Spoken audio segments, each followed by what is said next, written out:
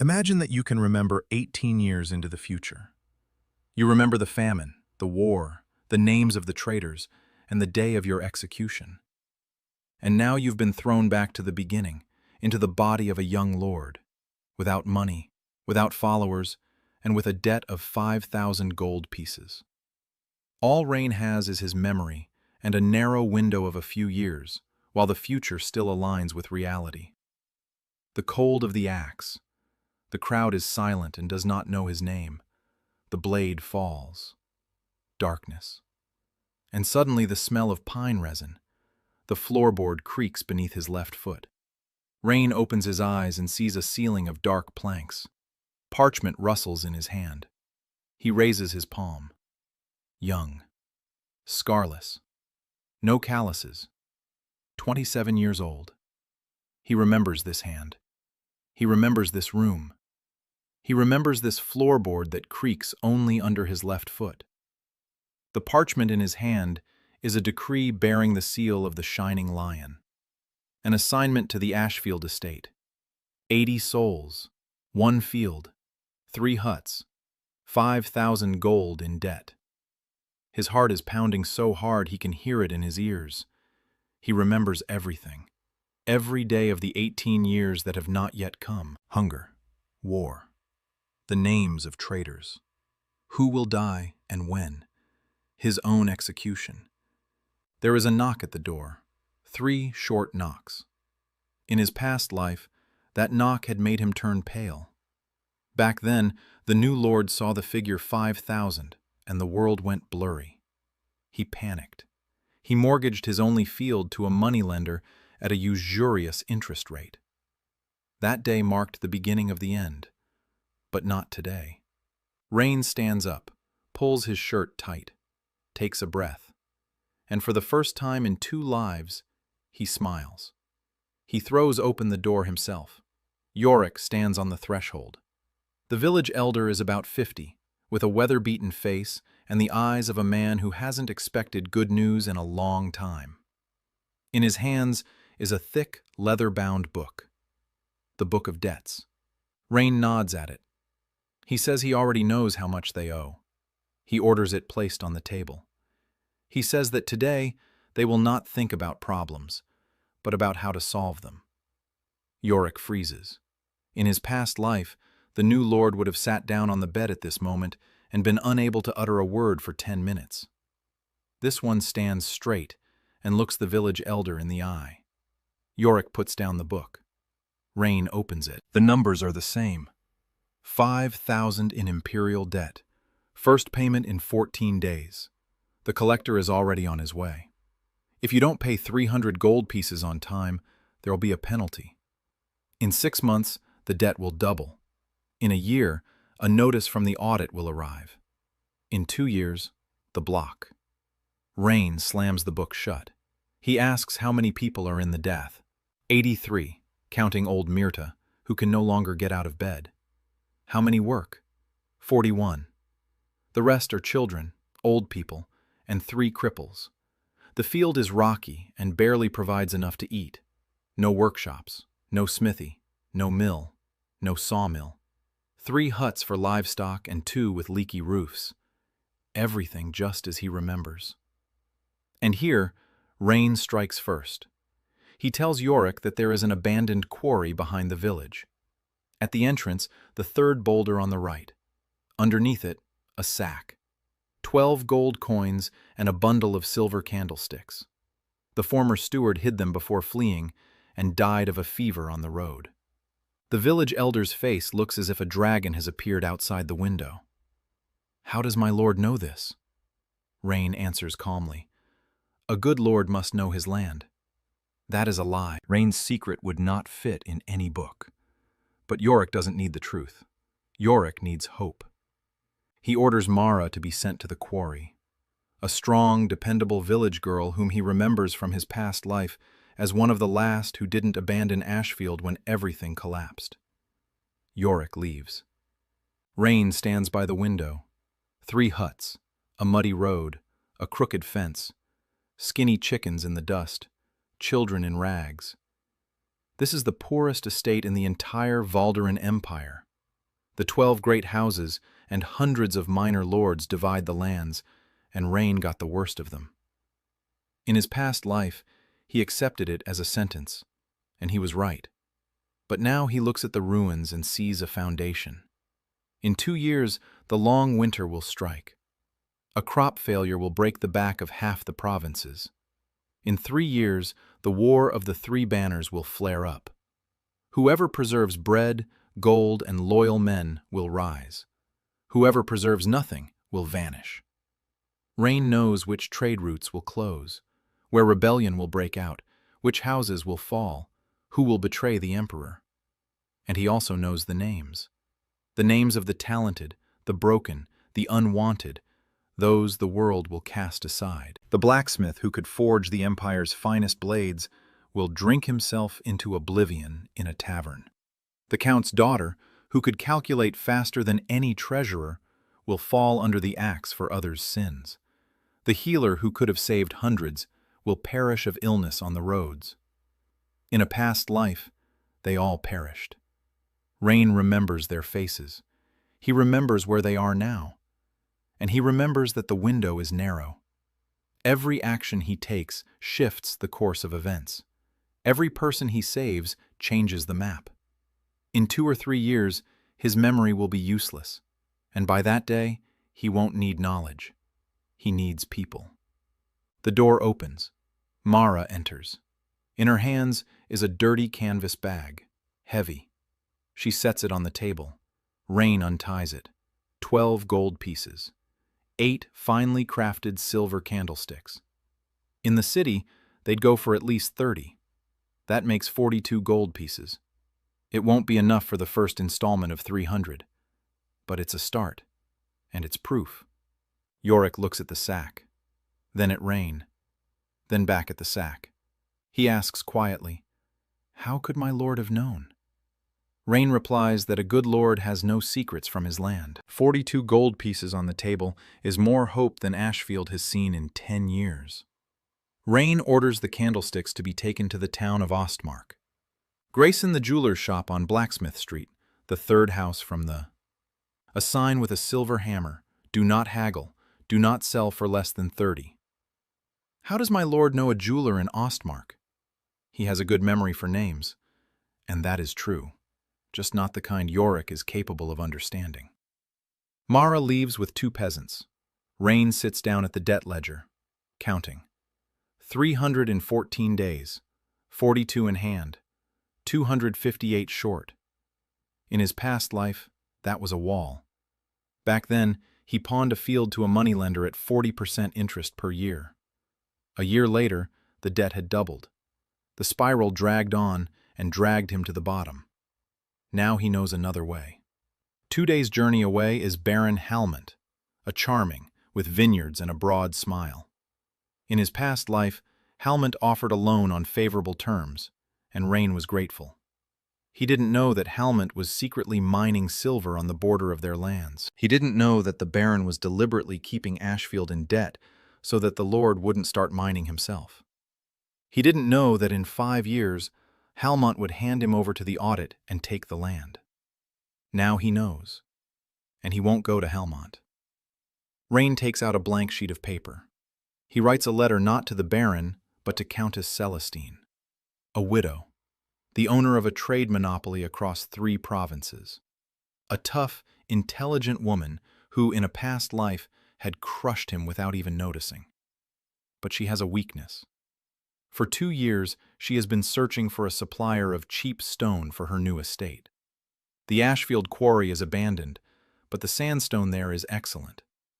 Reign offers a contract, stone below market price, in exchange for an advance of 300 gold pieces. Deliveries in 2 months. It's a risk. He has no workers, no tools, no experience. But he has 2 months, and the knowledge that Celestine will search for another supplier for another 6 months before she finds one. He seals the letter, orders it sent with the morning courier. Yorick lingers at the door, whispers that the village is abuzz. People saw the gold in the sack and can't believe their eyes. For 20 years there was nothing here but debt and dust. And on his very first day, the new lord found a treasure no one knew about. Some call him a sorcerer, others say he's just lucky. Still others say it's all a setup. Rain nods. He says he'll go around the whole village tomorrow morning. Every house, every family. He wants to know the names of all 83 and see their faces. Yorick looks at him for a long time. He says that no lord before him has ever asked for this. Rain replies that he is not like the others. Yorick leaves. Outside the window, the sun is setting over Ashefield. A dog barks somewhere. A child cries somewhere. Rain counts in his head. 14 days until the first payment. 7 months until the execution of Count Lionel's daughter. 9 months until the day the best blacksmith in the eastern lands drinks himself to death. 2 years until the winter. 3 years until the war. He has no army, no money, no magic, no influential allies. He has only his memory, and 83 men who do not yet know that their lord has already died for them once. Rain lights a candle, opens the debt book, and begins to plan. The morning of the second day begins with rain, a fine, cold rain that turns Ashefield's main roads into a strip of mud. Rain steps out of the steward's house in an old cloak and boots a size too big. Yorick waits on the porch with the look of a man who doesn't understand why the Lord would want to walk around the village in such weather. Rain says, "Let's go." They walk from house to house. The first yard, the Thorne family, father, mother, and 4 children. The oldest is 12. The youngest is 2. The roof is leaking in 2 places. The father stands at the door and looks at the Lord as if expecting a blow. Rain asks his name. The man replies that his name is Burger Thorne. Rain asks what he does for a living. Burger says he chops wood and repairs fences. Rain asks if he knows how to work with stone. Burger is silent for a second and says that in his youth he helped his father at a quarry in a neighboring province. Rain nods. He writes the name in his notebook. They move on. Second yard. A widow named Gerda, 52 years old. She lives alone. She keeps 3 goats. Her hands are sinewy and strong. Rain asks what else she can do besides tending goats. Gerda looks at him suspiciously and says she can spin and weave and make cheese from goat's milk. Rain asks what kind of cheese. Gerda replies that it's hard cheese. With herbs, it keeps until spring. Rain pauses. In his first life, he didn't learn about Gerda's goat cheese until 3 years later. By then, the village was already starving, and it was too late to set up production. Cheese that keeps until spring isn't food. It's currency. During the hungry winter, such cheese will be worth 3 times as much as bread. Rain tells Gerda he needs 10 goats. Gerda laughs a dry, short laugh. She says that 10 goats require money, a barn, and pasture. Rain replies that the money will be provided. Gerda looks at him, and her laughter fades. She sees that the Lord is not joking. They move on, house after house, name after name. After making the rounds, Rain returns home and lays out his notes on the table. Yorick stands nearby, silent. He has been watching the Lord all day and still cannot understand what is happening. No lord in the history of Ashefield has ever gone from house to house recording the names of the peasants. Rain tells Yorick that he needs to gather people. Everyone who can walk. Tomorrow morning in the square. He will speak. Yorick asks about what. Rain replies that it's about the future. Yorick leaves. Rain sits at the table and looks at the notes. 83 names. 41 able-bodied. 2 masons if you count Burger and old Willem from the outskirts. 1 carpenter. 1 cheesemaker. Not a single blacksmith. Not a single doctor. Not a single literate person besides Rain and Yorick themselves. That's not enough. Catastrophically insufficient. But that's all there is. In his first life, Rain spent the first year trying to solve everything on his own. He didn't trust people, didn't ask for help, didn't share his plans, believed that a lord must be above his subjects. Pride. That very pride, that led him to the block. Rain closes his eyes. He remembers the cold metal against his neck, the silence of the crowd. No one knew his name. He opens his eyes, takes a blank sheet of paper, and begins to write a plan. Not for himself, for them. On the morning of the third day, Ashefield Square looks strange. Everyone has come. Even old Murda, who was carried in on a chair. Even the children. People stand in the mud and look at the porch of the steward's house where their new lord stands. Young, thin, with the dark circles under the eyes of a man who hasn't slept all night. Rain looks at them. He remembers these faces. In his first life, half of them died of starvation within 3 years. 4 died of a disease that could have been cured by a simple herbal decoction if there had been even one healer in the village.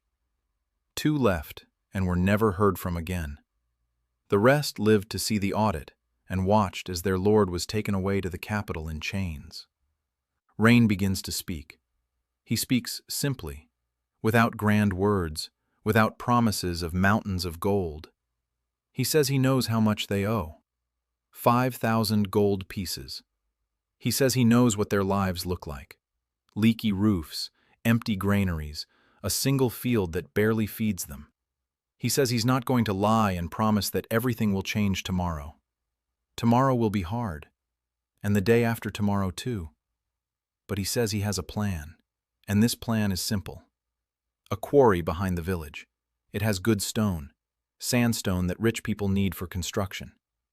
Rain will sign a contract to supply the stone. The money from the contract will go toward the first tax payment. Part of the money will go toward tools and materials. Another part will go toward buying goats for the cheese dairy. Rain raises his hand and points to Goethe. He says that Goethe makes cheese that keeps until spring. This cheese will feed the village when the fields yield nothing, and it will be sold when other villages have nothing to eat. Goethe stands in the crowd, her face looking as if she's been struck. It doesn't hurt. Quite the opposite. No one in her life has ever spoken of her cheese as something important. Rain points to Berger. He says that Berger worked at the quarry. He will lead the crew. He points to Olaf the carpenter. He says that Olaf will repair the roofs. He'll start with his own. Then he'll help the neighbors. He points to the boy, Finn. He says Finn will be the messenger. He'll run between Ashefield and Ostmark with letters and orders. Finn stands up straight. His eyes are shining. 14 years old and his first real job. Rain says one more thing. He says that everyone who works will receive a share of the income. Not a handout, a share. 10% of the quarry's profits are divided equally among the crew. 10% of the cheese dairy goes to Goethe and her assistants. This is unheard of. In the Valderan Empire, peasants work for food and shelter. A share of the profits is a privilege reserved for craftsmen and merchants, not for villagers. The crowd is silent. Rain sees disbelief and fear on their faces, and something else, something fragile, hope, the very hope he couldn't give them in his first life. The meeting ends. People disperse. Whispers drift through the village. Rain hears snippets. Some say the Lord is mad. Others say he's not like the rest. Still others say 10% is 10% and we should give it a try. Rain returns to the house and finds Yorick at the table. The elder sits staring at a single point. Rain asks what's wrong with him. Yorick speaks quietly. He says he served the 4 lords of Ashefield. The first one drank. The second one beat people. The third one ran off with the treasury. The fourth is Rain. And Rain is the first one to ask for people's names. Rain sits down across from him. He tells Yorick that he doesn't just need a village elder. He needs someone he can trust, a right-hand man. Someone who will tell him the truth even when the truth is... Rain says he knows Yorick. He knows he's honest. He knows that for 20 years he's carried this village on his shoulders while the lords changed like gloves. And he knows that Yorick is tired. Yorick is silent for a long time. Then he says yes. Tired. Rain says it's too early to rest, but he promises that one day Yorick will sit by the fireplace in a warm house and tell his grandchildren how they lifted Ashefield out of the mud. Yorick looks at him, and something appears in the eyes of the old, weary man. Not tears, something deeper. He nods. On the fourth day, a reply arrives from Ostmark. Mara has returned. The jeweler Grayson paid 35 gold pieces for the candlesticks, more than Rain had expected. Mara puts the money on the table and says that the jeweler asked her to pass on that he would be happy to work with Ashefield if they had anything else to sell. Rain puts the money away. 47 gold pieces, 12 from the bag and 35 from Grayson. It's still not enough. But the letter to Celestine is already on its way. A reply will come in 3 or 4 days. Rain waits. He can't afford to panic. In his first life, he panicked every day. Panic is a luxury that costs more than gold. While he waits, he gets to work. On the 5th day, Berger and 4 volunteers head to the quarry. Rain goes with them. The quarry looks like a wound in the hillside, overgrown with brush, collapsed in 3 places. The tools are rusty and dull. Berger walks through the quarry and feels the walls. He taps them with a hammer. He listens to the sound. Then he turns to Rain and says the stone is good, solid, even sandstone. If they clear the debris and set up the right supports, they can start mining in a month. Rain says they have 2 months. Berger nods. That's doable. On the 6th day, the news Rain has been waiting for arrives. But it's not good news. A tax collector is coming from the east, faster than the first time. Yorick runs up with the news, pale. He says the collector will be here in 8 days, not 14. Someone in the capital has expedited the schedule. Rain stands motionless. 8 days. He has 47 gold pieces out of 300. Celestine's reply might not arrive in time. In his first life, this didn't happen. The deadlines were standard. 14 days. What has changed? Rain closes his eyes and thinks.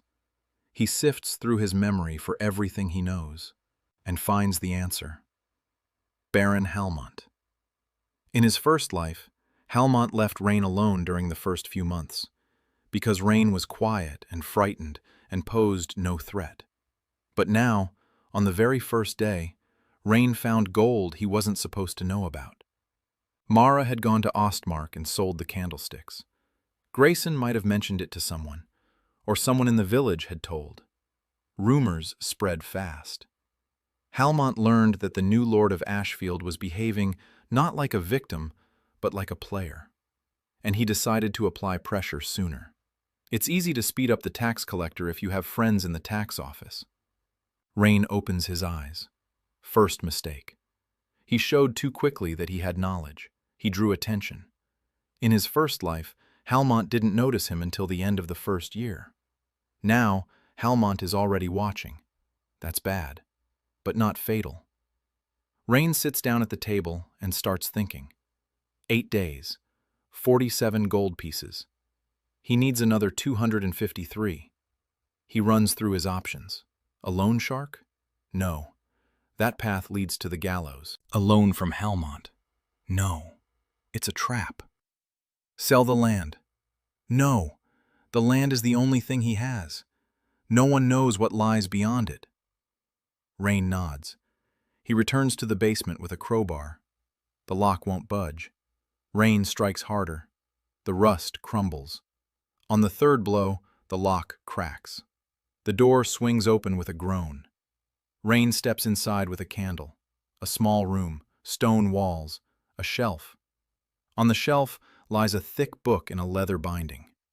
Next to the book stands a box. Rain takes the box, opens it. Inside are 100 gold coins, old ones, heavy ones, with the portrait of an emperor who is no longer alive. Rain stands and looks at the gold. Then he takes the book, opens the first page. It is a diary. The handwriting is neat and small. The date on the first entry, 22 years ago. The author of the diary is the previous Lord Ashefield. Rain reads the first line, and the world around him freezes. The line says that today he woke up in this room again, and that this is the third time. Rain stands in the basement holding his breath. The third time. The previous Lord Ashefield woke up in this room 3 times. He was a regressor too. Rain isn't the first. He slowly sits down on the cold stone floor. He presses the diary to his chest. Blood is pounding in his head. An old man in prison, a week before his execution. The very same old man who said that strange phrase to him. You'll be given a second chance. Don't waste it like I did. Rain picks up the candle and looks at the diary. Engraved on the cover. Not the Ashefield coat of arms, a different coat of arms, an unfamiliar one.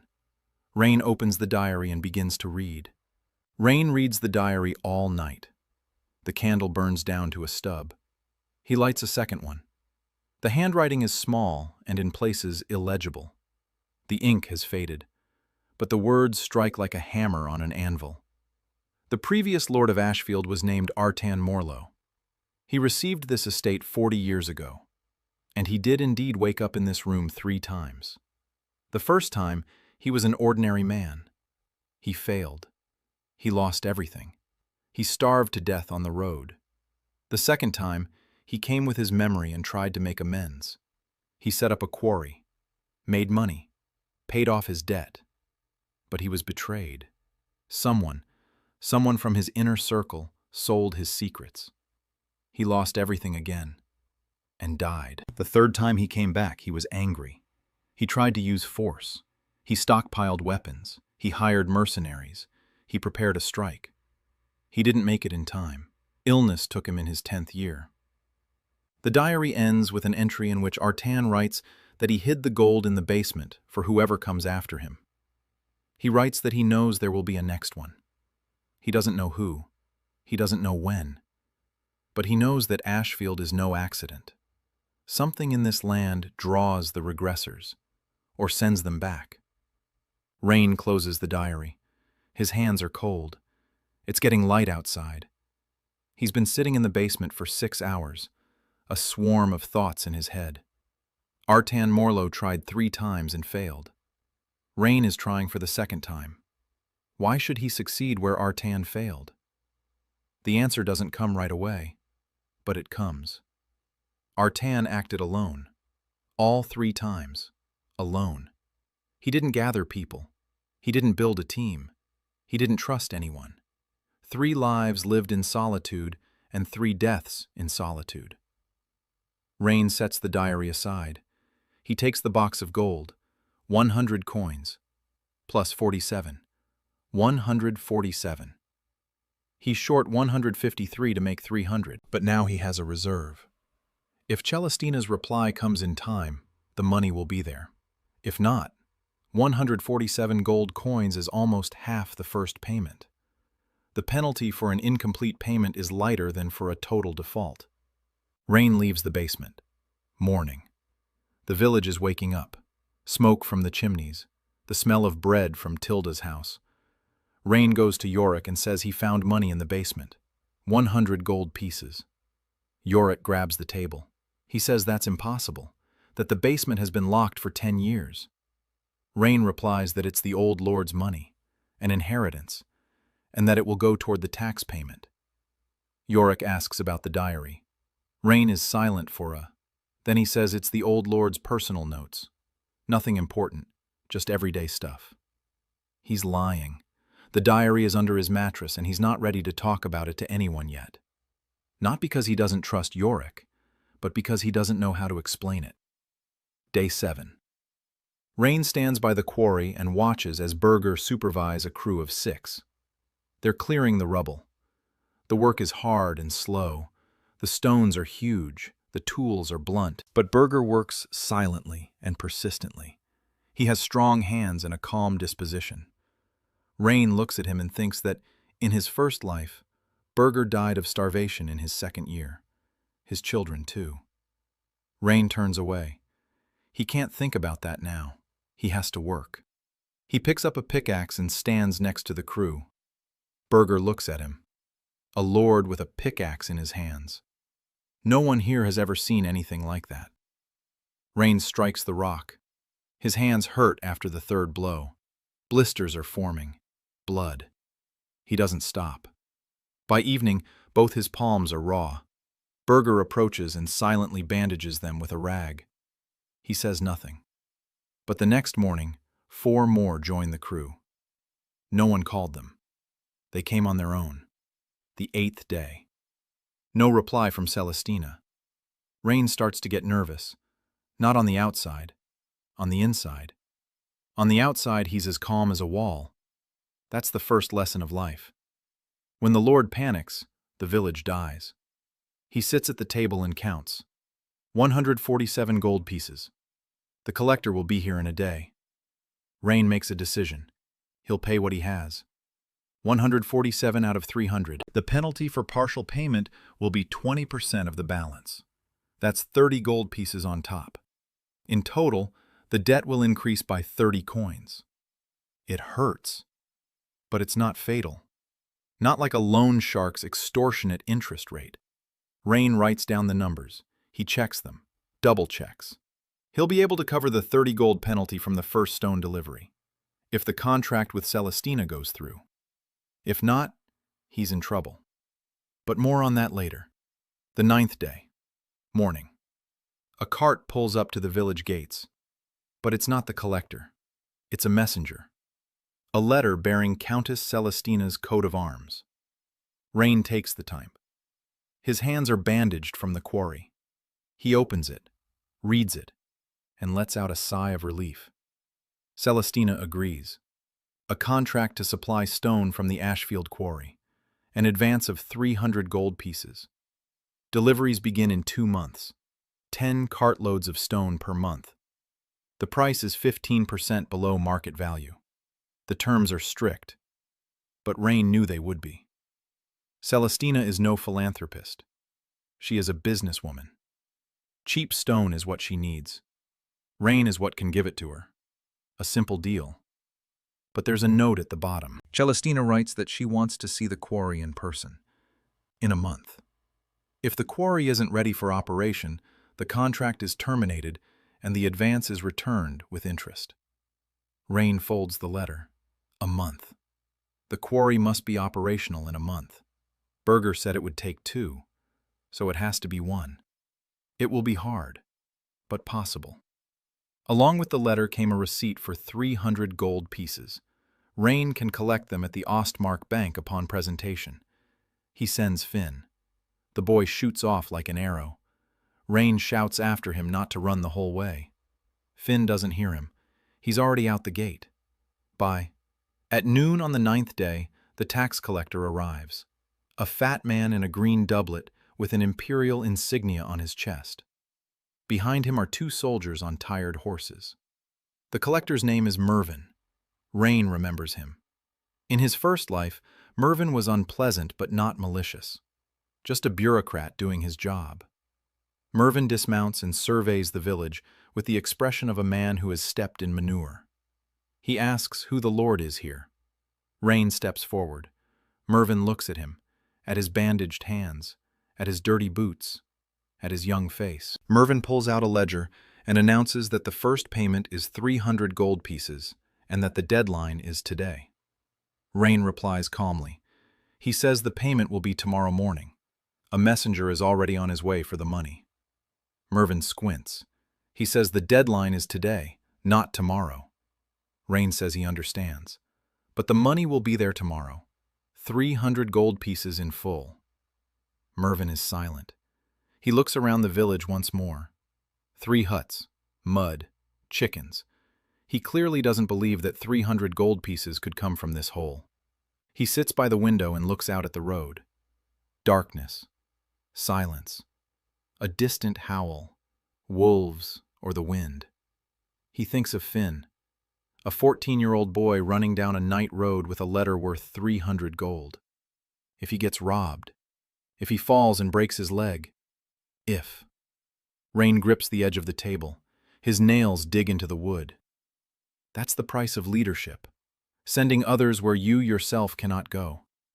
In his first life, He didn't know how to do that.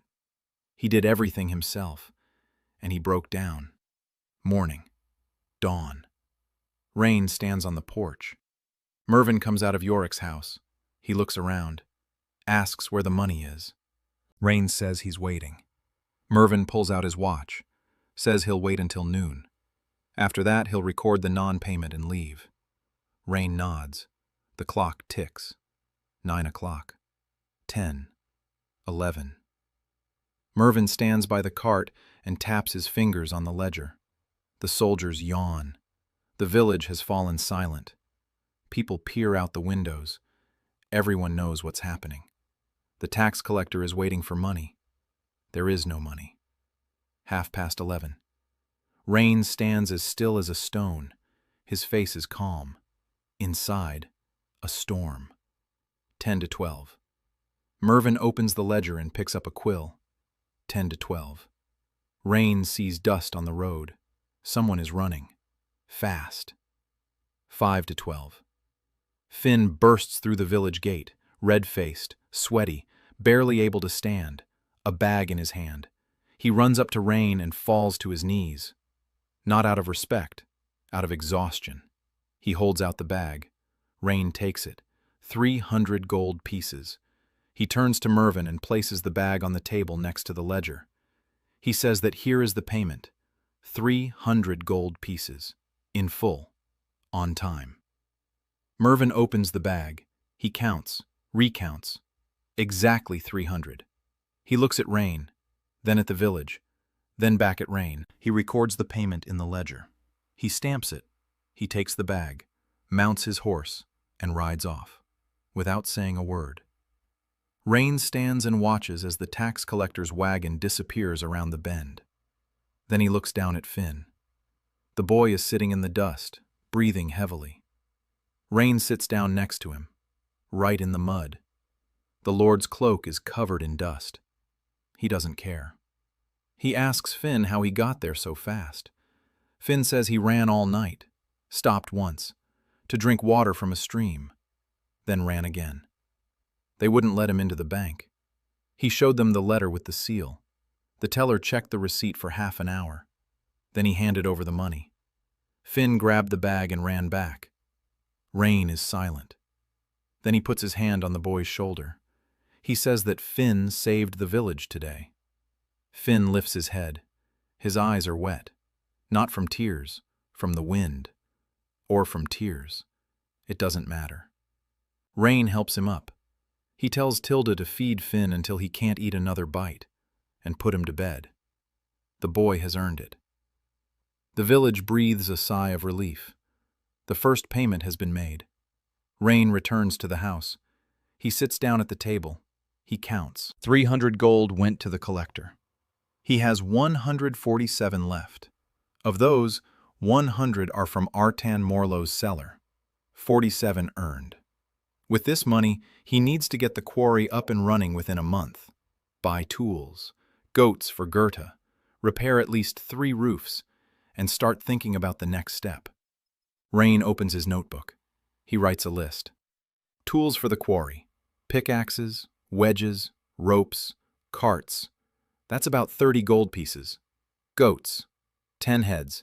15 gold pieces if bought at the market in Ostmark. Roofing materials. Wood and nails. 20 gold pieces. Total, 65. That leaves 82 for contingencies. Tight. Very tight. But possible. Rain closes his notebook and thinks about what he needs to do next. A quarry. A cheese dairy. That's survival. But survival isn't growth. Growth requires people. Special people. At the Brown Hall Tavern, 3 days' journey from here, sits Mara Turnwood, the best blacksmith in the eastern lands. A woman who can forge a blade that makes the guild masters weep. Right now, she's been drinking for the 3rd month in a row. Her hands are shaking. 3 copper coins in her purse. In 6 months, she'll be a complete drunk, and her hands will never be able to hold a hammer again. Rain must take her away before that happens. But not now. First, the quarry. First, the gatherer. First, the foundation. Rain pushes thoughts of Mara aside. He writes in his notebook, Month 1, in 2 weeks. A trip to Brownhall, to pick up the blacksmith. He closes the notebook, blows out the candle. He lies down on the bed. Under the mattress lies Artan Morlow's diary. Rain closes his eyes and thinks of the old man in prison. You'll be given a second chance. Don't waste it like I did. Artan. It was Artan.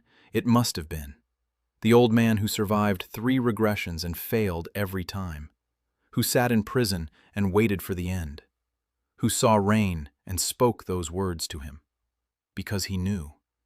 Knew that Rain would get Ashefield. Knew there would be a 4th attempt. Not his. Someone else's. Rain lies in the dark and listens to the house creaking. To the wind howling outside the walls. To a dog barking somewhere far away. He isn't the first to try to save this place. He is the 4th. 3 before him failed. 1 from weakness, 1 from betrayal, 1 from rage. Rain falls asleep with a single thought. He won't repeat their mistakes. Because he has something Artan didn't. He knows he can't do this alone. 2 weeks pass in work. Rain buys tools in Ostmark, new pickaxes, wedges, and ropes. He sends Berger and the crew to the quarry for permanent work. 10 men. 6 cut the stone, 2 haul it, 2 trim it. Berger supervises and works alongside the others. Rain comes every day, not to give orders, to help. His hands are covered in calluses upon calluses. His palms have grown rough. His shoulders ache by evening so much that he can't lift a mug. But every evening he comes to the quarry and picks up a pickaxe. People see. People remember. On the 3rd day of continuous work, Olaf joined the crew. A carpenter with a bad back. He can't chop stone, but he can set up supports. His wooden braces hold up the quarry's vault. Without them, the ceiling would collapse and bury everyone. Olaf works slowly and grimaces in pain. But he works. Rain notices, and that very evening sends Finn to Ostmark for ointment for back pain. Olaf receives the ointment the next day. He says nothing. He just nods. But from that day on, he arrives at the quarry an hour before the others. Gerda gets 10 goats. The purchase costs 16 gold coins. A coin more than Rain had expected. Gerda builds a pen with the help of 2 neighbors. The goats are skinny and mean. Gerda scolds them by name. Rain hears her yelling at a goat named Dureka and smiles for the first time in a week. The cheese dairy isn't operational yet. They need a press and molds. Rain orders them from a carpenter in Ostmark. 20 days of waiting. By the middle of the month, the village looks different. Not drastically, but different. 3 roofs have been repaired. The road to the quarry has been cleared. Berger's crew now has 15 people. From being lazy and indifferent, they've turned into a crew. Not because Rain forced them to, because of the share of the profits. 10%. People know how to count even if they can't read. Rain counts down the 14th day and decides it's time. In the morning, he tells Yorick he's leaving for 3 days. Yorick asks where. Rain replies that he's going to Brownhall, to pick up a man. Yorick asks which man. Rain says the blacksmith. Yorick looks at him and says, "There's no smithy in Ashefield." Rain replies that there will be. Yorick shakes his head but doesn't argue. He's already gotten used to the new lord saying strange things that later turn out to be true. Rain saddles Ashefield's only horse, an old mare that can barely drag her legs. A 3-day journey. The road through the forest and hills.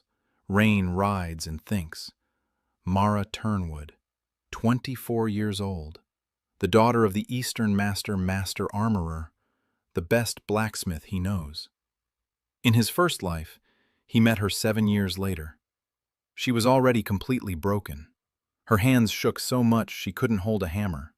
Her teeth were knocked out. Her face was gray, a shadow of what she once was. But even then, she took the dagger that Rain had brought her and looked at the blade, and Rain saw something flash in her eyes for a second. Light. Life. A skill that cannot be killed. She repaired that dagger, with trembling hands, in 4 hours, and it was the finest dagger Rain had ever seen. She lived another 2 years. She forged 30 blades for Ashefield, 100 horseshoes, and 12 plows. Then her body gave out. Too much drinking, too many years without food. Too late. Right now she's still alive. She's only been drinking for 3 months. Her hands still shake, but not much. It's still possible. Rain rides faster. On the 2nd day of the journey, he passes through a village on Baron Halmont's land. A beautiful village, well kept. Little houses with tiled roofs, vineyards on the slopes. The people are neatly dressed. But Rain looks more closely, and he sees. The people's faces aren't happy. They're frightened. They bow to every rider, low, too low. That's not respect, it's fear. Rain rides past and takes it all in. Halmont, a charming aristocrat with a broad smile. A spider. Rain knows him all too well. In his first life, Halmont was his downfall. He smiled, he helped, he gave advice, and behind his back, he wove a web. The silver mines on the border of Rain's lands had been operating for years. Halmont smuggled the silver out secretly. He paid officials to keep quiet. And when Rain became a nuisance, he turned him over to the audit. He forged documents. He made it look like Ashefield was running an illegal trade. Rain was taken away in chains. Halmont took his lands. Simple, clean, elegant. Not this time. Rain tightens the reins and rides on. By evening of the 2nd day, he sees Brownhall, a small town at the crossroads of 3 roads, a market, taverns, blacksmiths, the smell of smoke and roasted meat. Rain ties his horse up at the tavern with a sign in the shape of a red rooster. This is the very tavern. He goes inside. Inside there is smoke and noise and the smell of beer. Dim light. The tables are packed with people, merchants and mercenaries and peasants. Rain scans the room and finds her. In the far corner, a woman sits at a table by the wall, alone, a mug in front of her, an empty bottle, another one. Her red hair is dirty and tangled. Her hands rest on the table, big, strong hands with a blacksmith's calluses. Her fingers are trembling. Mara Turnwood. Rain looks at her and feels something tighten in his chest. He remembers her differently. He remembers her laugh, rough and loud. He remembers how she swore at the anvil and how the metal sang under her hammer. The hilt is loose. Rain found it in the steward's basement next to Artan's box.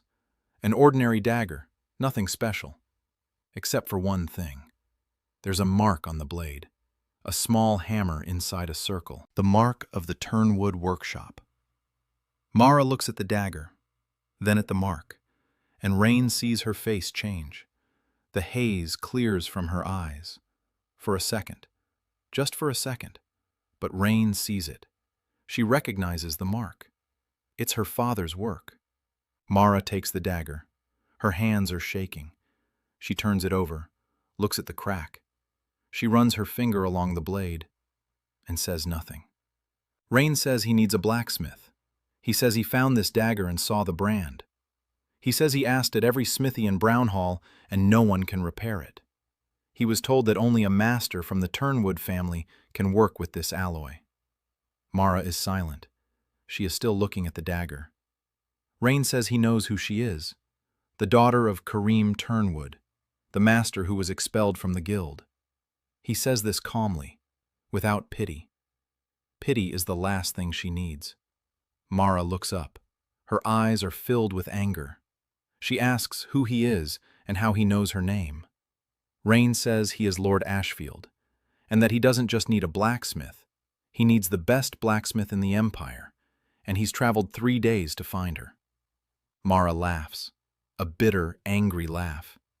She says he's got the wrong address, says she's not a blacksmith, says she can't forge anything. She raises her hands, shows how they tremble. Rain doesn't look away. He speaks quietly.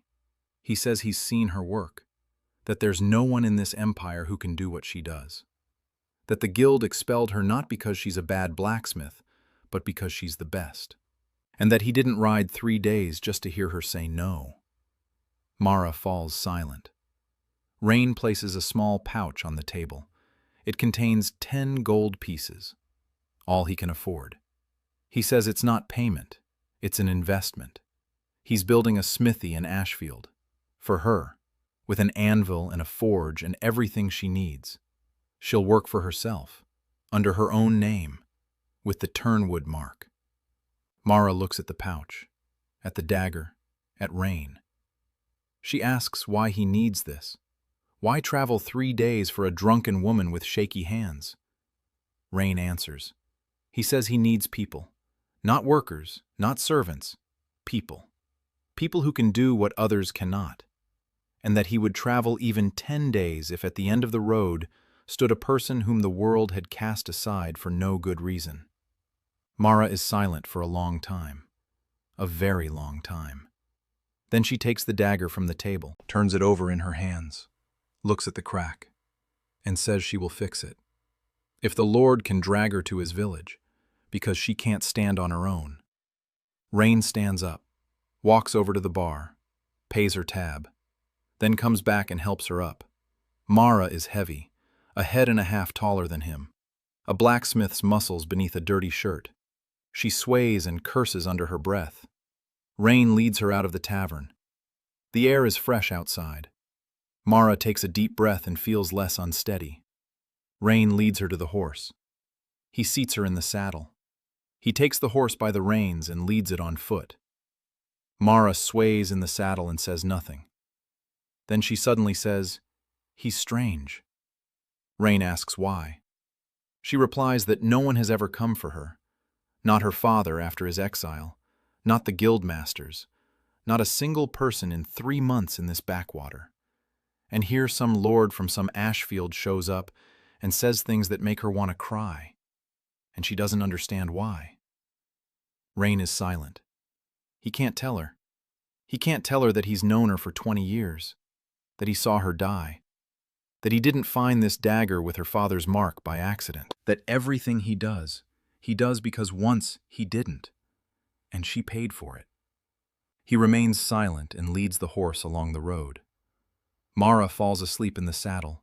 Rain walks beside her, making sure she doesn't fall. The journey back takes 3 days. On the first day, Mara is silent, gloomy and angry. She drinks water from a flask and grimaces. Her hands are shaking.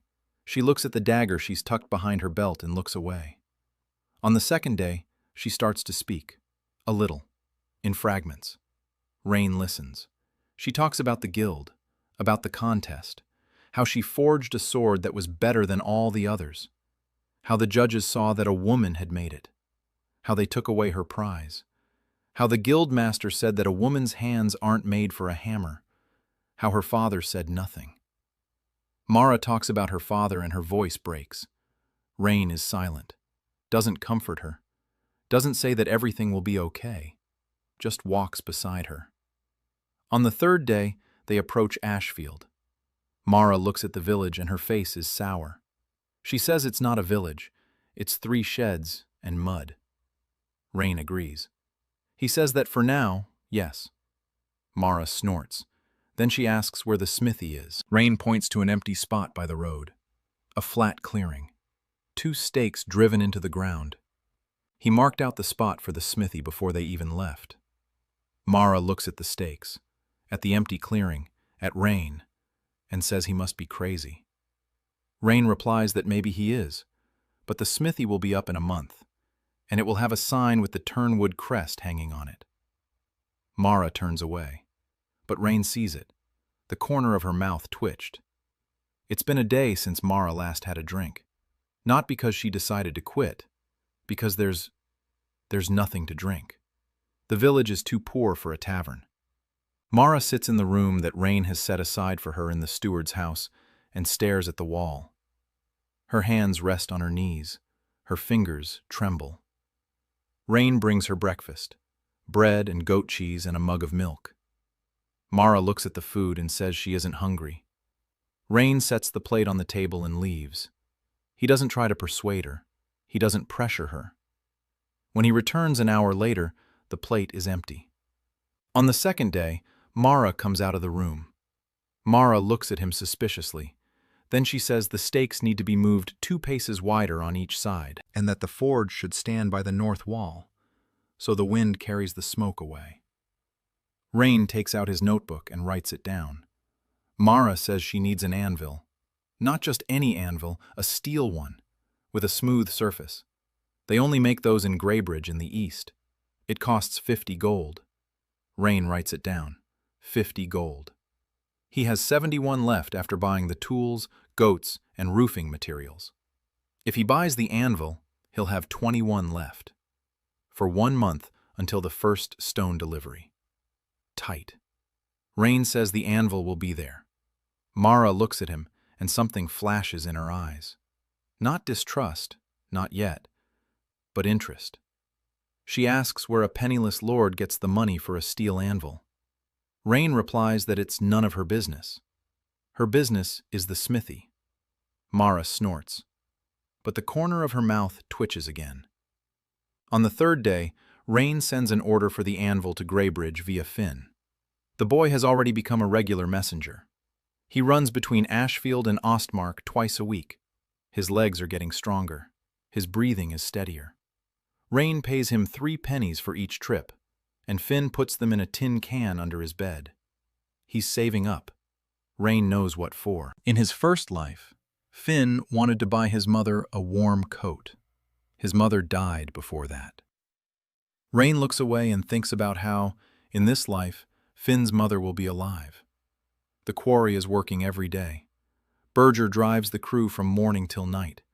The stone is coming out well, even blocks of sandstone that are easy to trim. Rain checks the quality himself. He runs his hand over the surface. Even. Smooth. Celestina will be pleased. 3 weeks until her visit. Meanwhile, Olaf the carpenter is repairing roofs. The 5th, the 6th, the 7th. With every roof repaired, the village looks a little less doomed. Rain counts every nail, every boredom. The money is melting away, but the results are visible.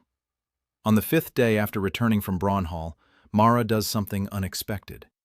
She takes the broken dagger and goes to the fire. She sits down nearby. She pulls a whetstone from her pocket, and she begins to work. Without a forge, without an anvil, without a bellows. She just sits by the fire and sharpens the blade. Slowly. Her hands are shaking. The stone slips. She curses. She starts again. It slips. She curses. She starts. Rain watches from the window. Doesn't come out. Doesn't interfere. It's her battle. On the 6th day, the dagger looks a little better. The crack remains, but the edges are cleaner. Mara worked for 3 hours. Then she flung the dagger into the mud and went into the room. On the 7th day, she came out in the morning, picked up the dagger from the mud, wiped it off, and started again.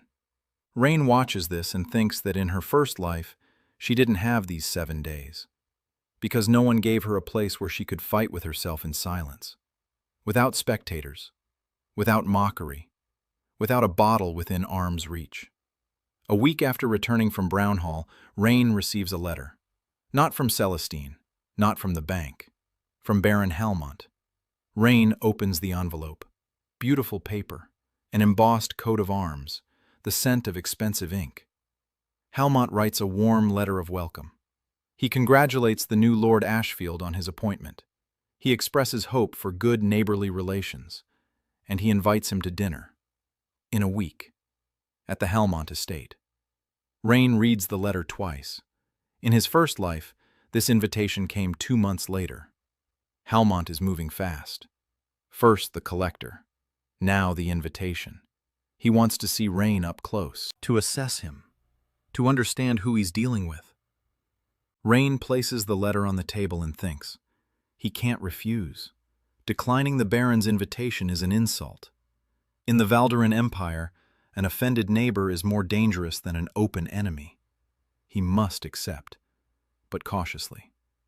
Rain takes a quill and writes a reply. He thanks him for the invitation.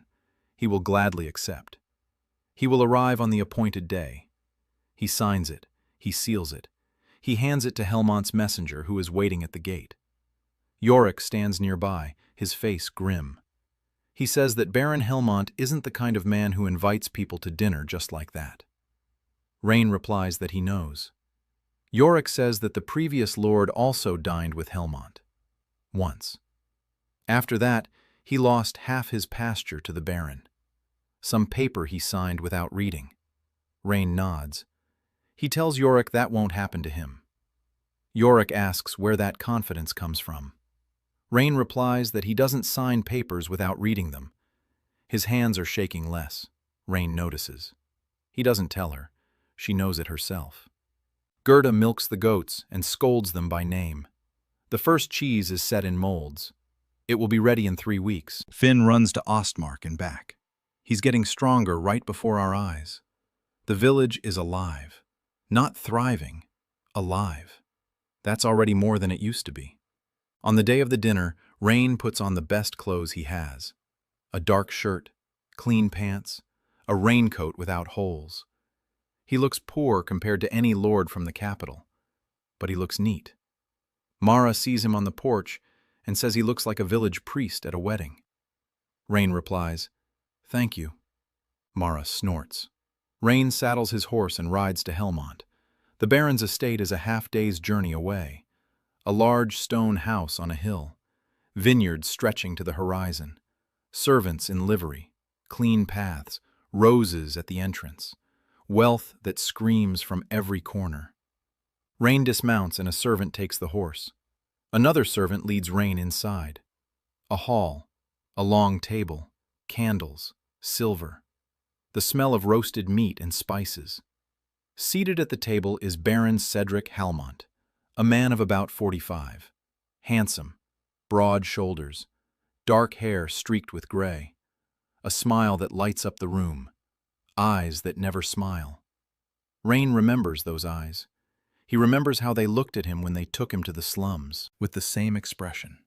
Friendliness on the outside, emptiness on the inside. Helmont stands up and walks over. He hugs Rain like an old friend. He says he's glad to finally meet him. He says he's heard about the young lord who's building up Ashefield. He says he's impressed. Rain smiles and thanks him. Inside, he weighs every word. Dinner lasts 3 hours. Helmont is the perfect host. The wine is superb. The food is sumptuous. The conversation flows easily. Helmont asks about Ashefield, about the quarry, about plans. Rain answers carefully. He says enough not to seem secretive. He doesn't say enough to give Helmont a weapon. Yes, the quarry is operational. No, production is still low. Yes, he's counting on a contract. No, he can't name the client. Trade secret. Helmont smiles, nods. He understands. Rain sees the cold, calculating mind at work behind the Baron's smile. Helmont assesses, weighs his options, decides whether the new neighbor is dangerous or not. In the middle of dinner, Helmont makes his move. He says he understands how hard it is to start from scratch. He says he has a proposal. A loan. 500 gold pieces, interest-free, a friendly gesture from neighbor to neighbor. Rain feels the air in the room shift. Here it is, that very moment. In his first life, Helmont made this offer 4 months in, and Rain accepted it gratefully. Not knowing the loan was a trap. Interest-free, but with a condition. A minor condition written in fine print. The right of passage through Ashefield's lands for the Baron's men. It sounds harmless, but it's access. Helmont's men will start traveling through Ashefield, and Rain won't be able to stop them. And Helmont's men are transporting silver from illegal mines. Mines that lie on the border of Rain's lands. If the silver is found, it will be found on the road through Ashefield, and Rain will be to blame. Simple, clear, elegant. Rain looks at Helmont, smiles, and says he is immensely grateful for the offer. But he cannot accept it. Pride won't allow it.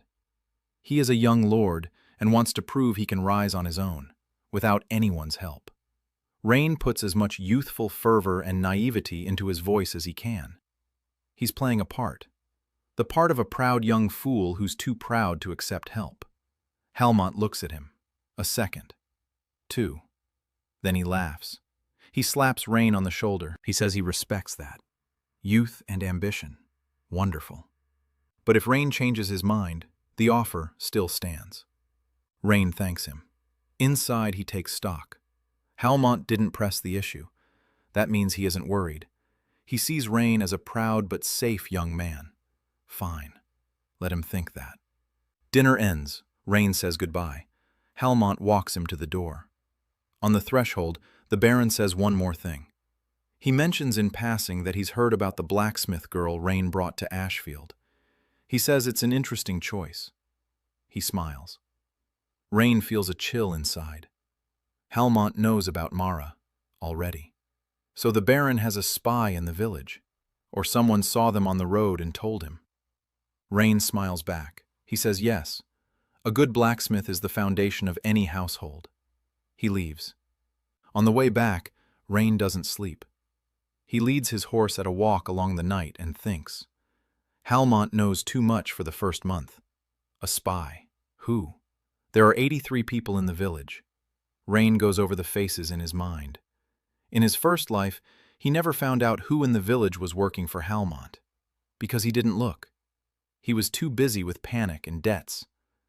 Now he will look, but quietly. Rain returns to Ashefield at dawn. Yorick meets him at the gate. The village elder's face is tense. He says that while Rain was away, a man came by. A rider in fine clothes. Not one of Helmont's people, someone else. He asked about the village, about the new lord, about the quarry. Then he rode off. Rain asks what he looked like. Yorick describes him. Young, tall, a scar on his left arm. Rain freezes. He knows this man. He is Countess Celestine's envoy. She didn't wait a month. She sent a scout to check if the new Lord of Ashefield is lying about his quarry. That's not bad. It's normal. Celestine is cautious. But that means the quarry has to look operational right now, not in 3 weeks, right now. Rain goes to Berger. He says they need to speed things up. Berger asks by how much. Rain replies that the quarry must look like a fully operational workplace by the time the important guest arrives. In 2 weeks at the latest. Berger shakes his head. He says they won't make it in time. The supports aren't finished yet. The third face hasn't been cleared. There aren't enough tools. Rain thinks for a moment.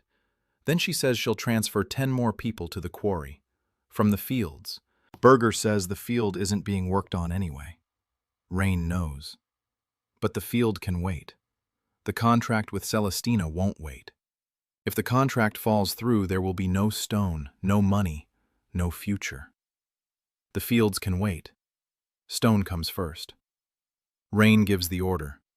She says he works with his hands too much for a lord. Rain sits down beside her. He says she sits around doing nothing too much for a blacksmith. Mara falls silent. Then she laughs, a short, hoarse laugh.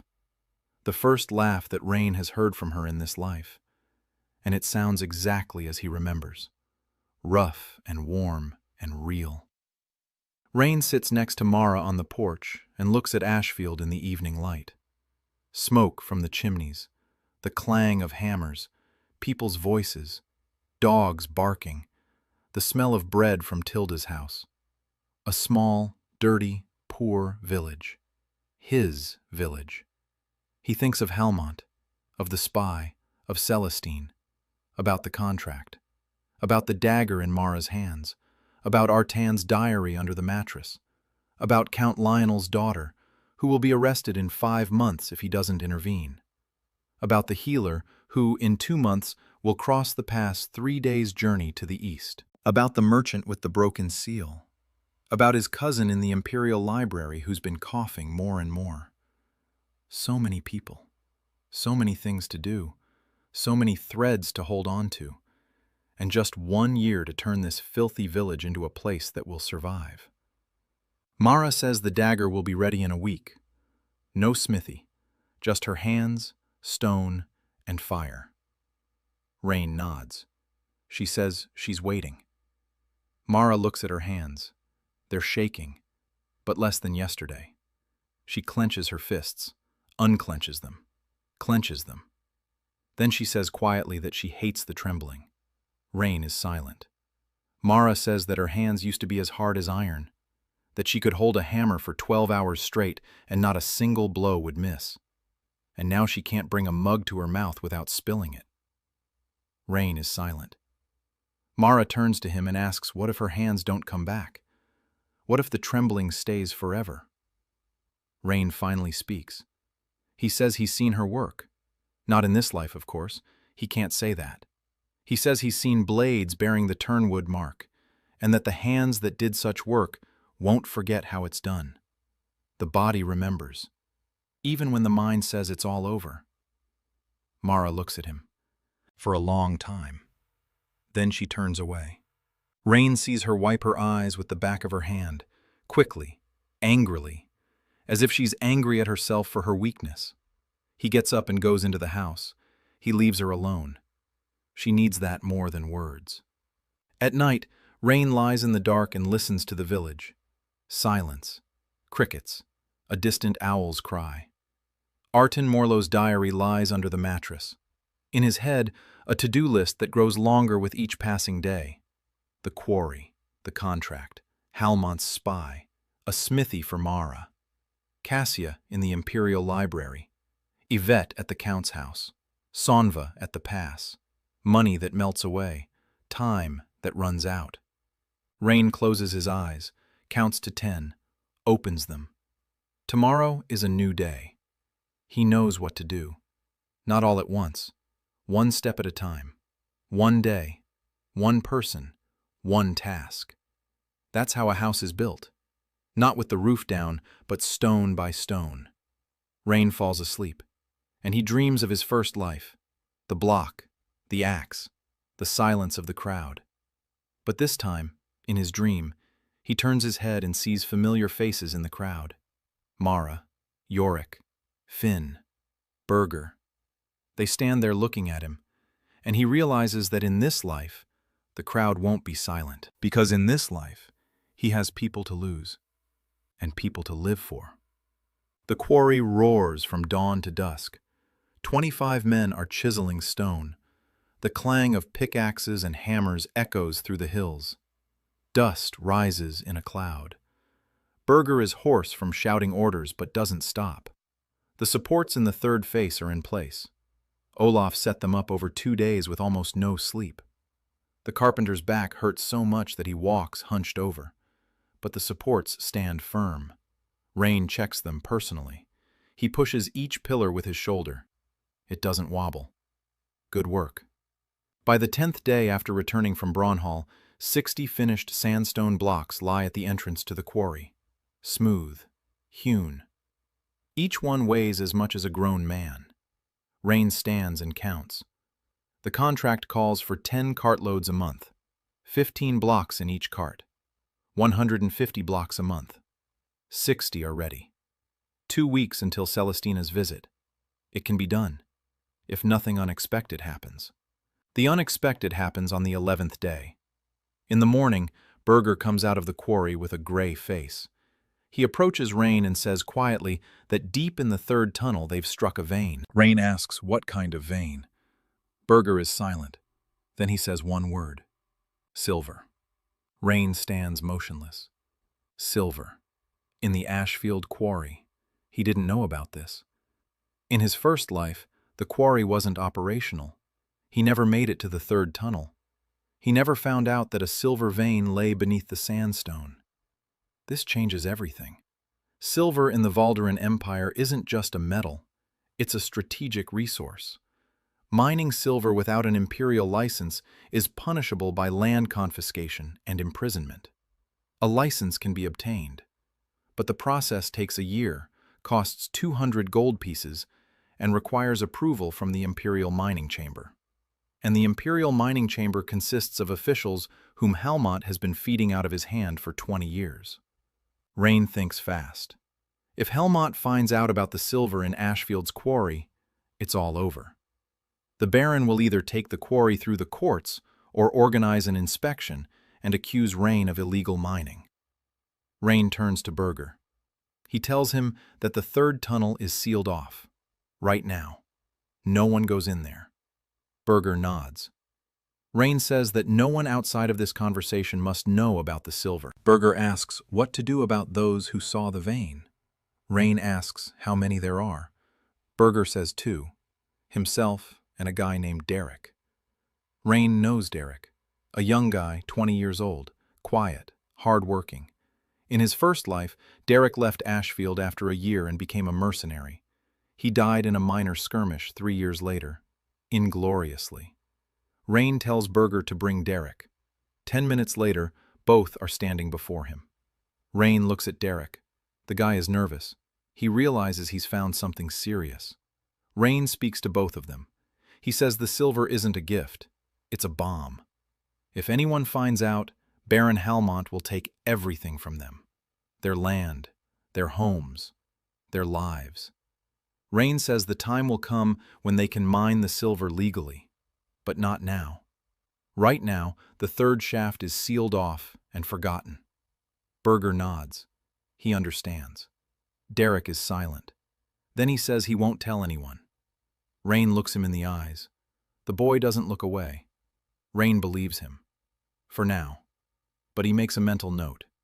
Keep an eye on Derek. Not out of distrust, out of caution. Because Halmont has a spy, and if the spy finds out, everything will come crashing down. Rain orders the entrance to the third tunnel to be bricked up. Burger does it in half a day. From the outside, the wall looks like an ordinary dead end. No traces. Rain breathes a little easier, but only a little. Silver in his land. It's a trump card, a huge trump card. But a trump card that can't be played. Not yet. He jots down a single word and a date in his notebook. In a year. When Ashefield is strong enough to apply for a license and fend off Halmont. In a year. Not before. 3 days after the silver is found, the anvil arrives. Finn hauled not only the anvil itself from Ostmark on a rented cart, but also a letter from the blacksmith in Greybridge. The master writes that the anvil is excellent, top-grade steel. The surface is perfectly smooth. It costs 50 gold pieces and another 5 for delivery. Rain has 16 gold pieces left.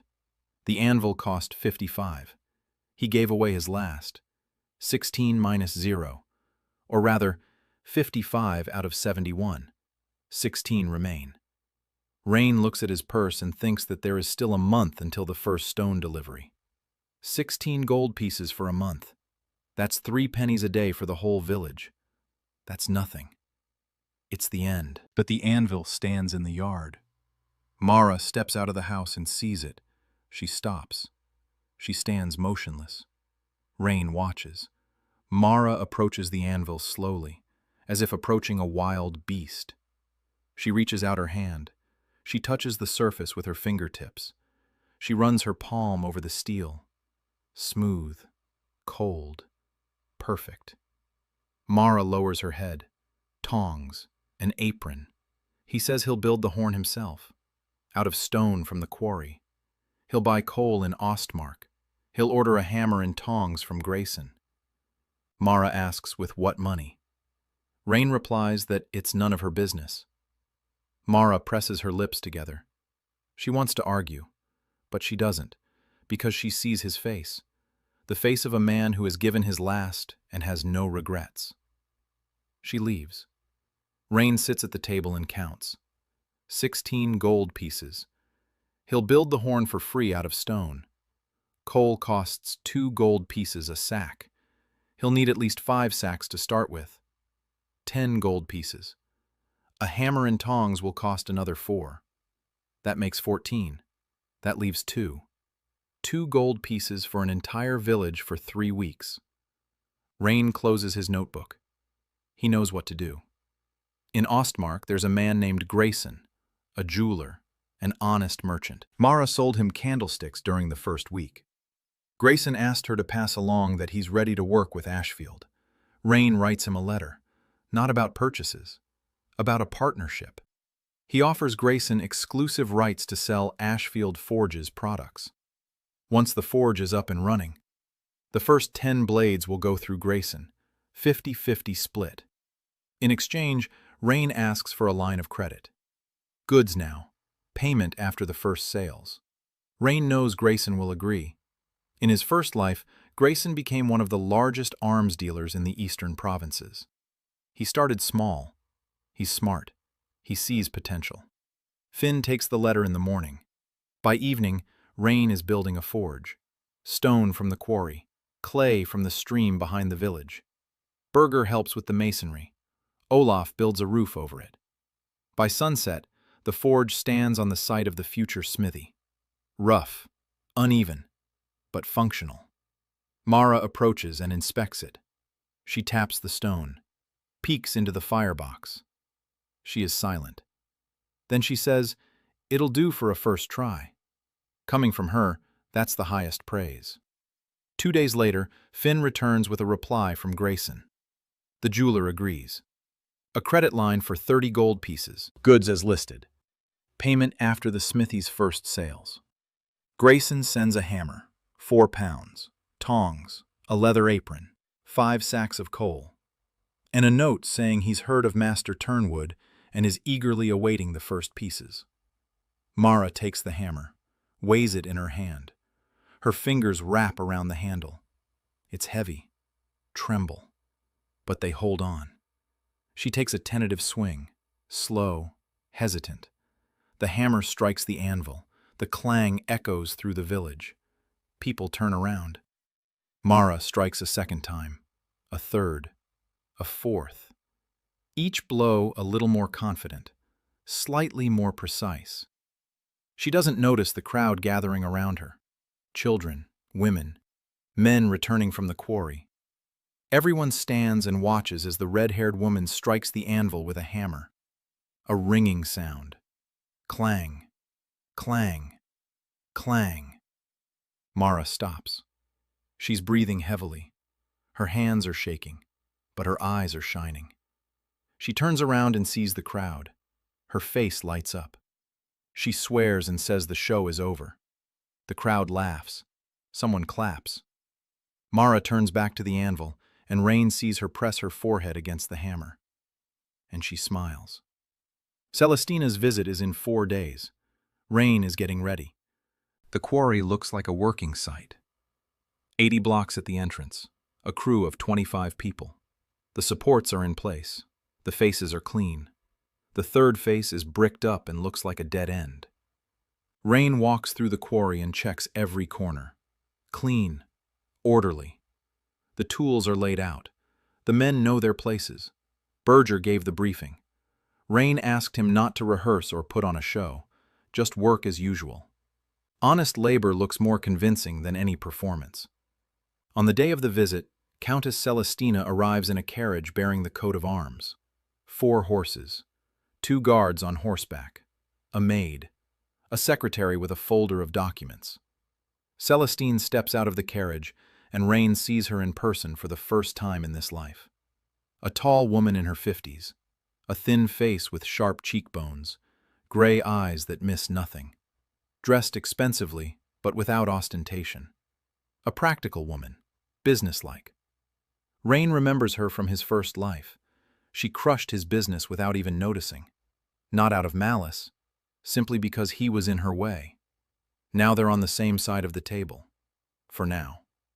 Rain meets her at the gate. He bows. Not too low, just enough to meet etiquette. Celestina looks at him, and Rain can see her sizing him up.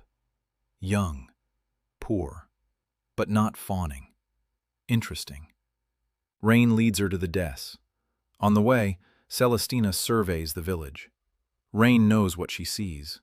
Poverty, dirt, crooked fences. But she also sees repaired roofs, a cleared road, workers walking with pickaxes and greeting the Lord by name, a smithy with a new anvil, a goat pen, order amidst the poverty.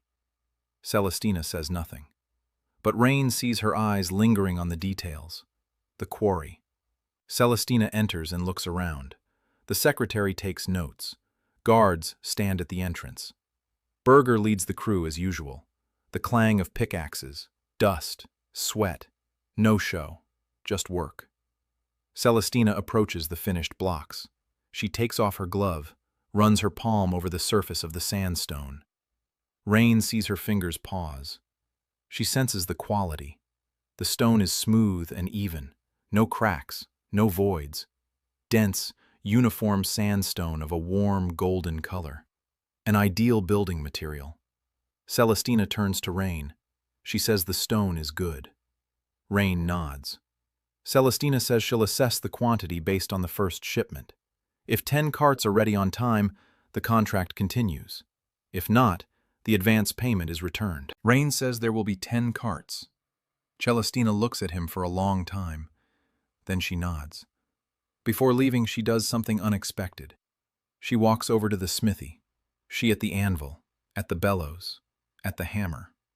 She asks who the blacksmith is. Rain says it's Mara Turnwood. Celestina raises an eyebrow. She knows that name. She asks if she is the daughter of Kareem Turnwood, a master from the Eastern Guild. Rain confirms it. Celestine is silent.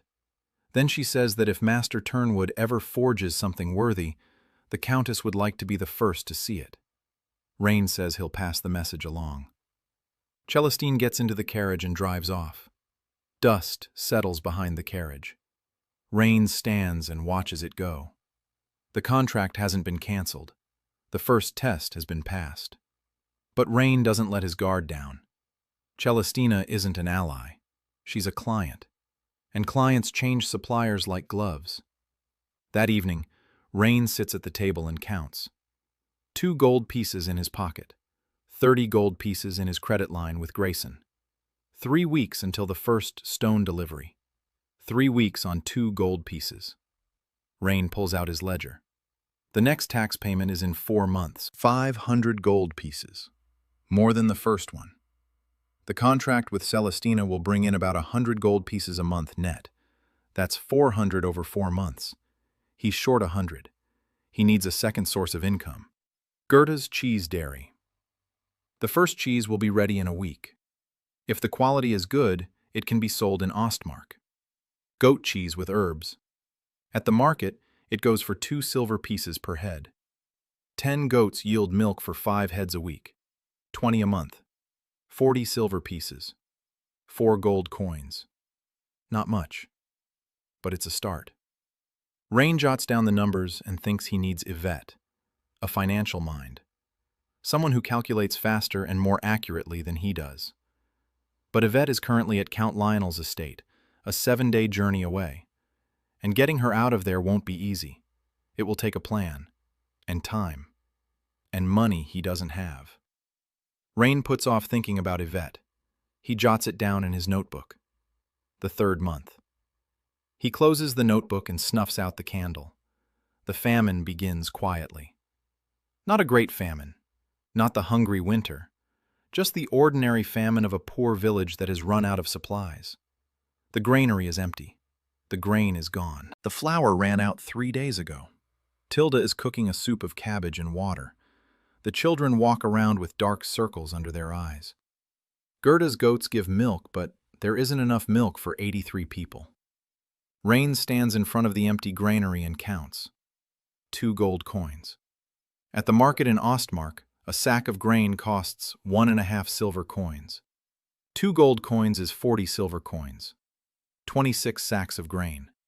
Just enough for 3 weeks if they eat sparingly. Rain sends Finn with the money to Ostmark. The boy runs off. Rain stays behind and thinks. 26 sacks. 3 weeks. Then the first shipment of stone and the first money. If everything goes according to plan. He can't bring himself to think about what will happen if it doesn't. Finn returns 2 days later with a cart of grain. 26 sacks. Tilda takes them and starts baking bread. The smell of fresh bread wafts through the village. People sigh. Rain distributes the bread personally, to every family, a loaf each. Not much, but enough. For 2.5 days. Then again, and again. 3 weeks on the brink. Rain eats as much as the rest. Not a crumb more. Yorick notices and says that a lord must eat more. He needs strength to rule. Rain replies that his stomach is no more important than a child's. Yorick falls silent. Ma'ara eats little. She is used to hunger. For 3 months in the tavern, she every other day. Now she gets bread and cheese every day, and for her, it's a luxury. She works at the anvil. The dagger bearing the turnwood mark is almost ready. She hasn't repaired the crack. Without a proper forge, it's impossible. But she straightened the blade. She sharpened it. She wrapped the hilt in new leather. The dagger looks like a different weapon. Mara holds it, and her hands don't tremble. They hardly tremble at all. Rain sees this and remains silent. On the 5th day of the famine, what Rain has been anxiously awaiting happens. A delegation comes to him. 3 men from the village. Rain knows their names. One of them is Calver the Elder, a sturdy man, a man of few words, a plowman. They stand before Rain, and Calver says the people are unhappy. He says the Lord has transferred the workers from the field to the quarry. The field lies untilled. If they don't sow within the next 2 weeks, there will be no harvest at all. Not a single thing. None at all. Rain listens. Calver is right. The field is neglected. Rain knows this. He made a choice. Stone instead of grain. A contract instead of sowing. It was a calculated move. The money from the stone will allow him to buy grain at the market. His own field is small and rocky. At best, the harvest from it feeds the village for 4 months. Stone brings in 100 gold pieces a month. With 100 gold pieces, you can buy grain for a year. The math is simple. But Calver doesn't think in terms of math. He thinks in terms of the land. For him, an empty field is death. Rain explains. He talks about the contract, about money, about how the grain they buy is better and more plentiful than what this field will yield. Calver listens. His face is stony. Then he says that his father plowed this field, and his grandfather, and his great-grandfather. And now a young lord has arrived and says the field is useless. Rain feels the tension rising. It's not a rebellion, not yet. It's a crack. A small crack that could become an abyss. In his first life, Rain broke down right here. He started yelling at people, giving orders. Pride, that very pride. Now Rain does something different. He stands up, walks to the door, tells Calver and the others to follow him. They walk to the field. Rain stands at the edge and looks. Stony ground, dry, barren, weeds up to the knees. He asks Calver how many sacks of grain this field yields in a good year. Calver says 50. In a bad year, 30. Rain says that 50 sacks at a silver coin and a half each is 75 silver coins, 7.5 gold coins, for a whole year's work. The quarry pays month yields 100 gold, with which you can buy more than 600 sacks of grain. Rain says this calmly, without provocation, as a fact. Calver is silent. The second man is silent. The third scratches the back of his head. Rain says one more thing. He says the field won't be abandoned. In a month, when the money from the stone comes in, he'll hire workers from Ostmark to plant it. And he'll buy better seeds than the ones they've been using. And he'll plant not 1 field but 2. The second one on the slope behind the quarry. The soil is softer there. Calver looks up. He that slope. The soil there really is softer. But it's Ashefield's land, and no one has ever plowed it because there were no people. Rain says there will be people. Calver looks at him. Rain looks at Calver. A second. 2. 3. Calver nods, slowly. Once. He turns and walks away. The other 2 follow him. Rain stands by the field and exhales. The crack hasn't become an abyss, but it's there. And there will be new ones. Because hunger makes people angry, and Rain can't give them anything yet but words and promises. 2 weeks later, the day of the first delivery arrives. 10 carts of stone, 150 blocks of sandstone. Berger loads the carts with his crew. The stone is smooth and beautiful, golden sandstone against the backdrop of gray carts. Rain checks every cart, counts the blocks. 152. 2 more than needed. Good. Let Celestine see that Ashefield gives more than he promises. The caravan leaves in the morning. Rain sends Finn and 2 men from the crew with it. Finn carries the documents, invoices, receipts. Everything is as it should be. Rain wrote every document himself. He has no bookkeeper, no Yvette. He does everything himself. The handwriting is clumsy. The numbers are correct. The caravan returns in 5 days. With the money, 100 gold pieces. Rain holds the bag and feels its weight. 100 gold pieces. For a month. More than Ashefield has seen in the last 10 years. Rain spreads the money out on the table. Yorick stands nearby. The foreman's eyes are wide. Rain begins to divide it up. 10 gold pieces for the quarry crew. A share of the profits. As promised. 20 gold pieces for grain. Enough for 2 months. 10 for materials for the smithy. Mara made a list. 5 gold pieces to Grayson toward the loan. 5 for tools. 5 for seeds for the second field. 10 in reserve. 35 remain. Rain looks at those 35 gold pieces and thinks. In 3 months, he needs to be at Count Lionel's estate, to take Yvette. For that, he needs a plan, and money for the journey, and an excuse. Marriage negotiations. In his first life, Rain had heard that Count Lionel was looking for a husband for his daughter. Not out of love, out of calculation. Yvette is smart, too smart. The Count wanted to marry her off and send her far away before she found his secret books. She found them first, and for that, she was arrested. Execution in 7 months. Rhine jots it down in his notebook. A trip to Count Lionel. In 2 months. He needs to prepare an excuse. He needs to look like a lord, not a peasant. He needs money for gifts and the journey. Rain sets aside 10 gold pieces out of 35. For the trip. 25 remain. He now has 35 in reserve. Tight. But he can breathe. In the evening, Rhine distributes a share of the profits among the crew. 4 silver coins each. Not much, but it's the first money these men have earned beyond food and shelter. Berger takes the coins and nods silently. Derek looks at the silver in his palm and smiles. One of the young men named Tobias tosses a coin up and catches it. He laughs.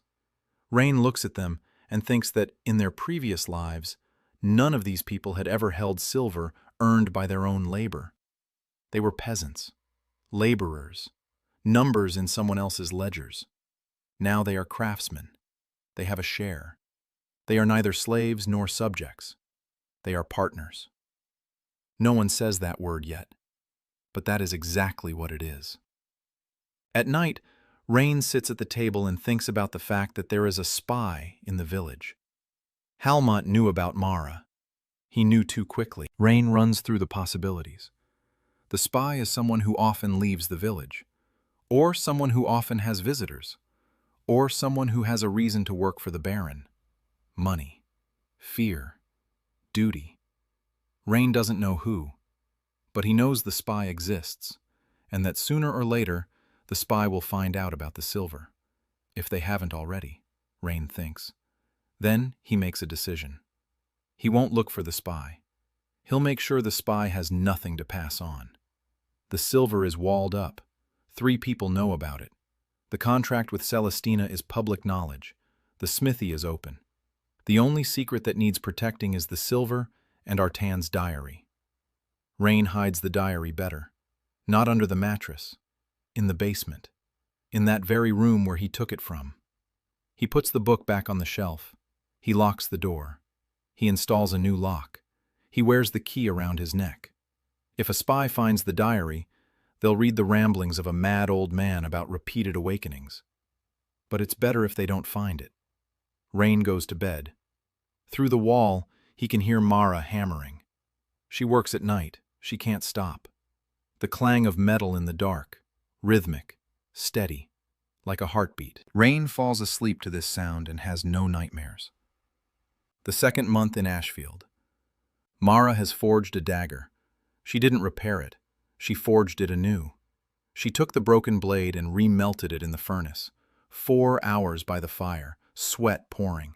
Her hands trembled at the first blows, but by the 20th blow, the tremor was gone. Her body remembered. Her muscles remembered. The metal sang under the hammer. Rain stood by the forge and watched. He had seen this in his first life. That moment when Mara stops struggling with the hammer and begins to talk to it. A blow, a turn, a blow.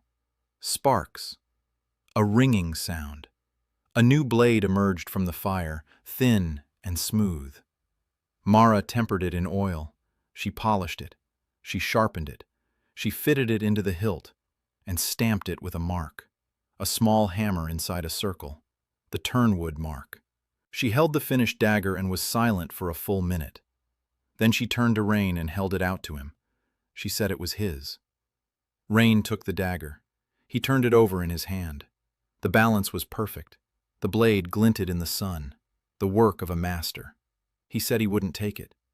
Rain had asked her to forge not a weapon for killing, but a symbol, a dagger for a man who had never held a sword, but had stood between the village and trouble his whole life. Mara had worked on the engraving for 2 days, small letters on the flat of the blade, Yorick's name, and beneath it a single word, Guardian. When Rain handed the dagger to Yorick, the old man stood there for a long time, staring at his name on the steel. Then he looked up. His eyes were wet.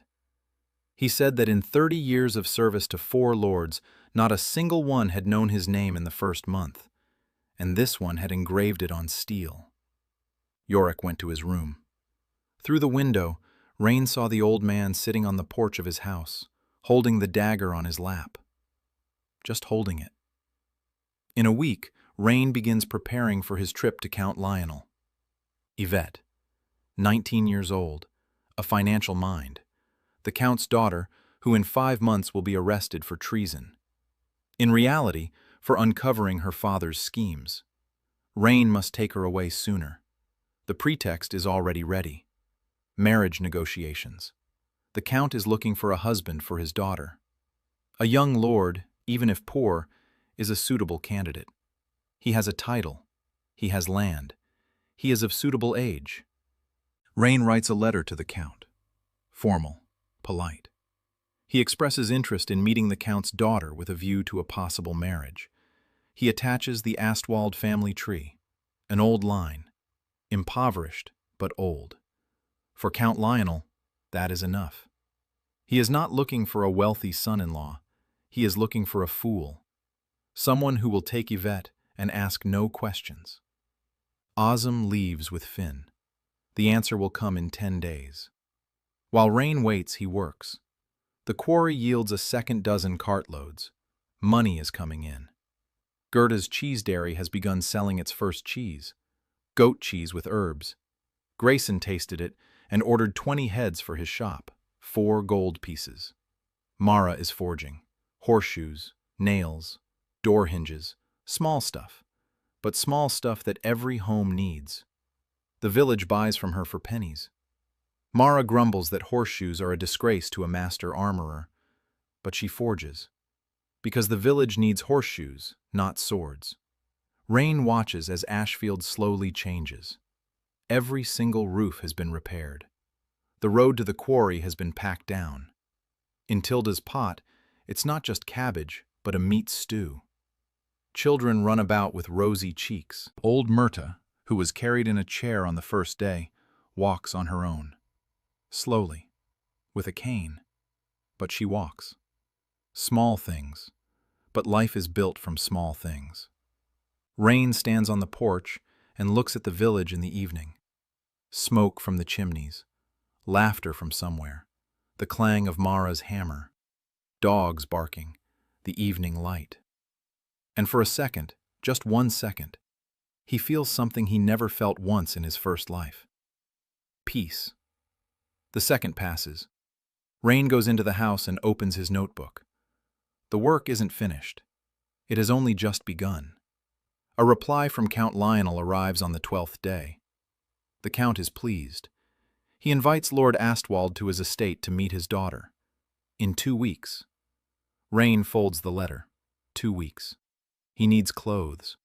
Not a peasant's shirt and dirty pants, a lord's clothes. He goes to Ostmark and buys a doublet.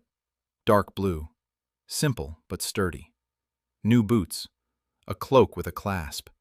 It all comes to 6 gold pieces. Rain looks at himself in the shop mirror and sees a lord. A young one. A poor one. But a lord. He also needs a gift for the Count. Wine. Rain knows that Count Lionel loves Eastern wines, red ones, sweet ones. A bottle of fine Eastern wine costs 3 gold pieces. Rain buys it.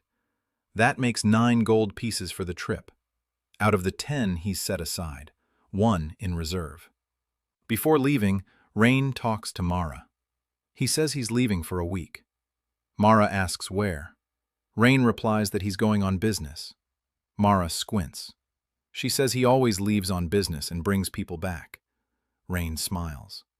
Mara says that if he brings back another drunk woman with shaky hands, she'll leave. Rain says this one isn't drunk. Mara snorts. Rain leaves Yorick in charge, Berger at the quarry, Mara at the smithy, Finn in charge of communications with Ostmark. The village is running. The machinery is up and running. People know what to do. Rain mounts his horse and rides west. Count Lionel's estate is a 7-day journey away. Large, rich, stone walls, 100 servants, gardens and fountains. Count Lionel is one of the 12 great houses of the empire. Not the strongest, not the richest, but influential enough for his daughter to be executed quietly, without a trial. Rain rides and thinks of Yvette. In his first life, he met her once. 2 years before his execution. She was already in prison. He saw her through the bars. A thin girl in a dirty dress. Her glasses were broken. Her eyes were empty. She was sitting on the stone floor and counting. Just counting. Numbers. Into the void. Because she didn't know how to do anything else. Because numbers were the only thing she had left. Rain remembers her voice. Quiet and steady. She counted and didn't stop. Even when the guards yelled at her, even when the other prisoners pounded on the walls, she counted. A week later, she was executed. Rain found out later. Not from people, from the prison registry. A single line. Yvette Lionel. Treason. Executed. 1 line. For a whole life. Rain tightens the reins and rides faster.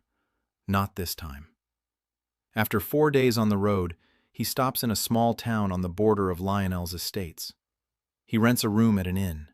He washes up, shaves, puts on a doublet, looks in the mirror. Lord Rain Astwald, owner of Ashefield, suitor for the Count's daughter's hand. He looks dignified, not lavish, dignified. On the 5th day, he rides up to Lionel's estate. The gates are open. Servants greet him. They lead his horse. They lead him. A grand hall. Portraits on the walls. Marble. Gold. The Count's opulence. Count Lionel is waiting in his study. A man of 60. Corpulent. A red face. Small eyes. Hands adorned with rings. A smile that doesn't reach his eyes. Rain knows this man. A thief. A swindler. A man who has been robbing his own peasants for 20 years and hiding the money in secret ledgers. And when his daughter found those ledgers, he decided to get rid of her. Rain bows. He hands over the wine. The Count is pleased. Good wine. A young lord. An old family.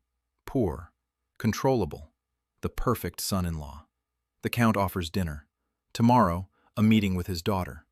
Tonight, a man-to-man conversation.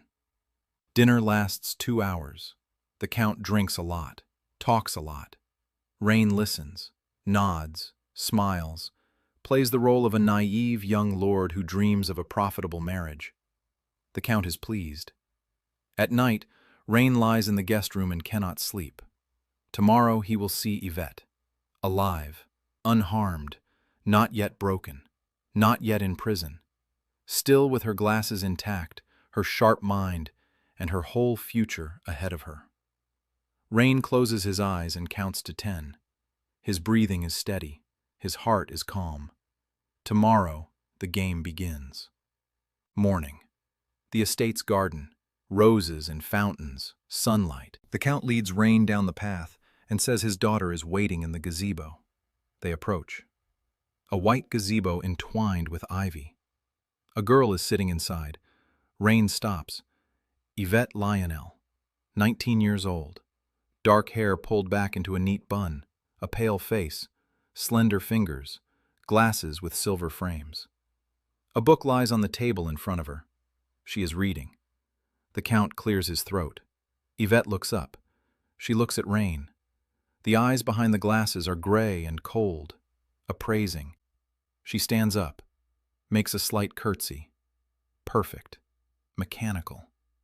The Count introduces them and leaves them alone. With the servant guard at the garden entrance, of course. Rain sits down across from Yvette.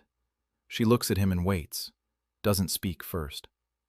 Rain remembers that early life he'd heard that Yvette had scared off suitors with her silence.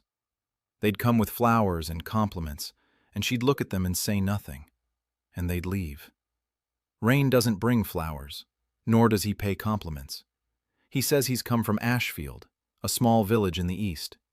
83 people, 1 quarry, 1 debt of 5,000 gold pieces, and that he needs someone who can count better than he can. Yvette is silent. Then she asks why he's telling her this. Rain replies that it's because she deserves honesty. He isn't rich. He isn't influential. He isn't famous. He has a dirty village and big plans. And if she wants a pretty lie, he can leave right now. Yvette takes off her glasses. She wipes them, puts them back on. Rain notices that it's a nervous habit. She does that when she's thinking. She asks how much he pays in taxes and on what schedule. Rain answers. 5,000 gold, 4 payments a year. The first is due, the second in 3 months. Yvette asks about his income. Rain says the quarry brings in 100 gold pieces a month. The cheese dairy, 4. The smithy isn't bringing in anything yet, but it will soon. Yvette does the math in her head. Rain watches her lips move, quickly. 3 seconds later, she says that with his current income and payment schedule, he'll pay off the debt in 4 years unless he increases his revenue. But the tax burden rises by 5% annually under imperial law. That means he needs his income to grow by at least 20% a year to stay in the black. Rain looks at her. She calculated that in 3 seconds. No paper, no pen. In her head.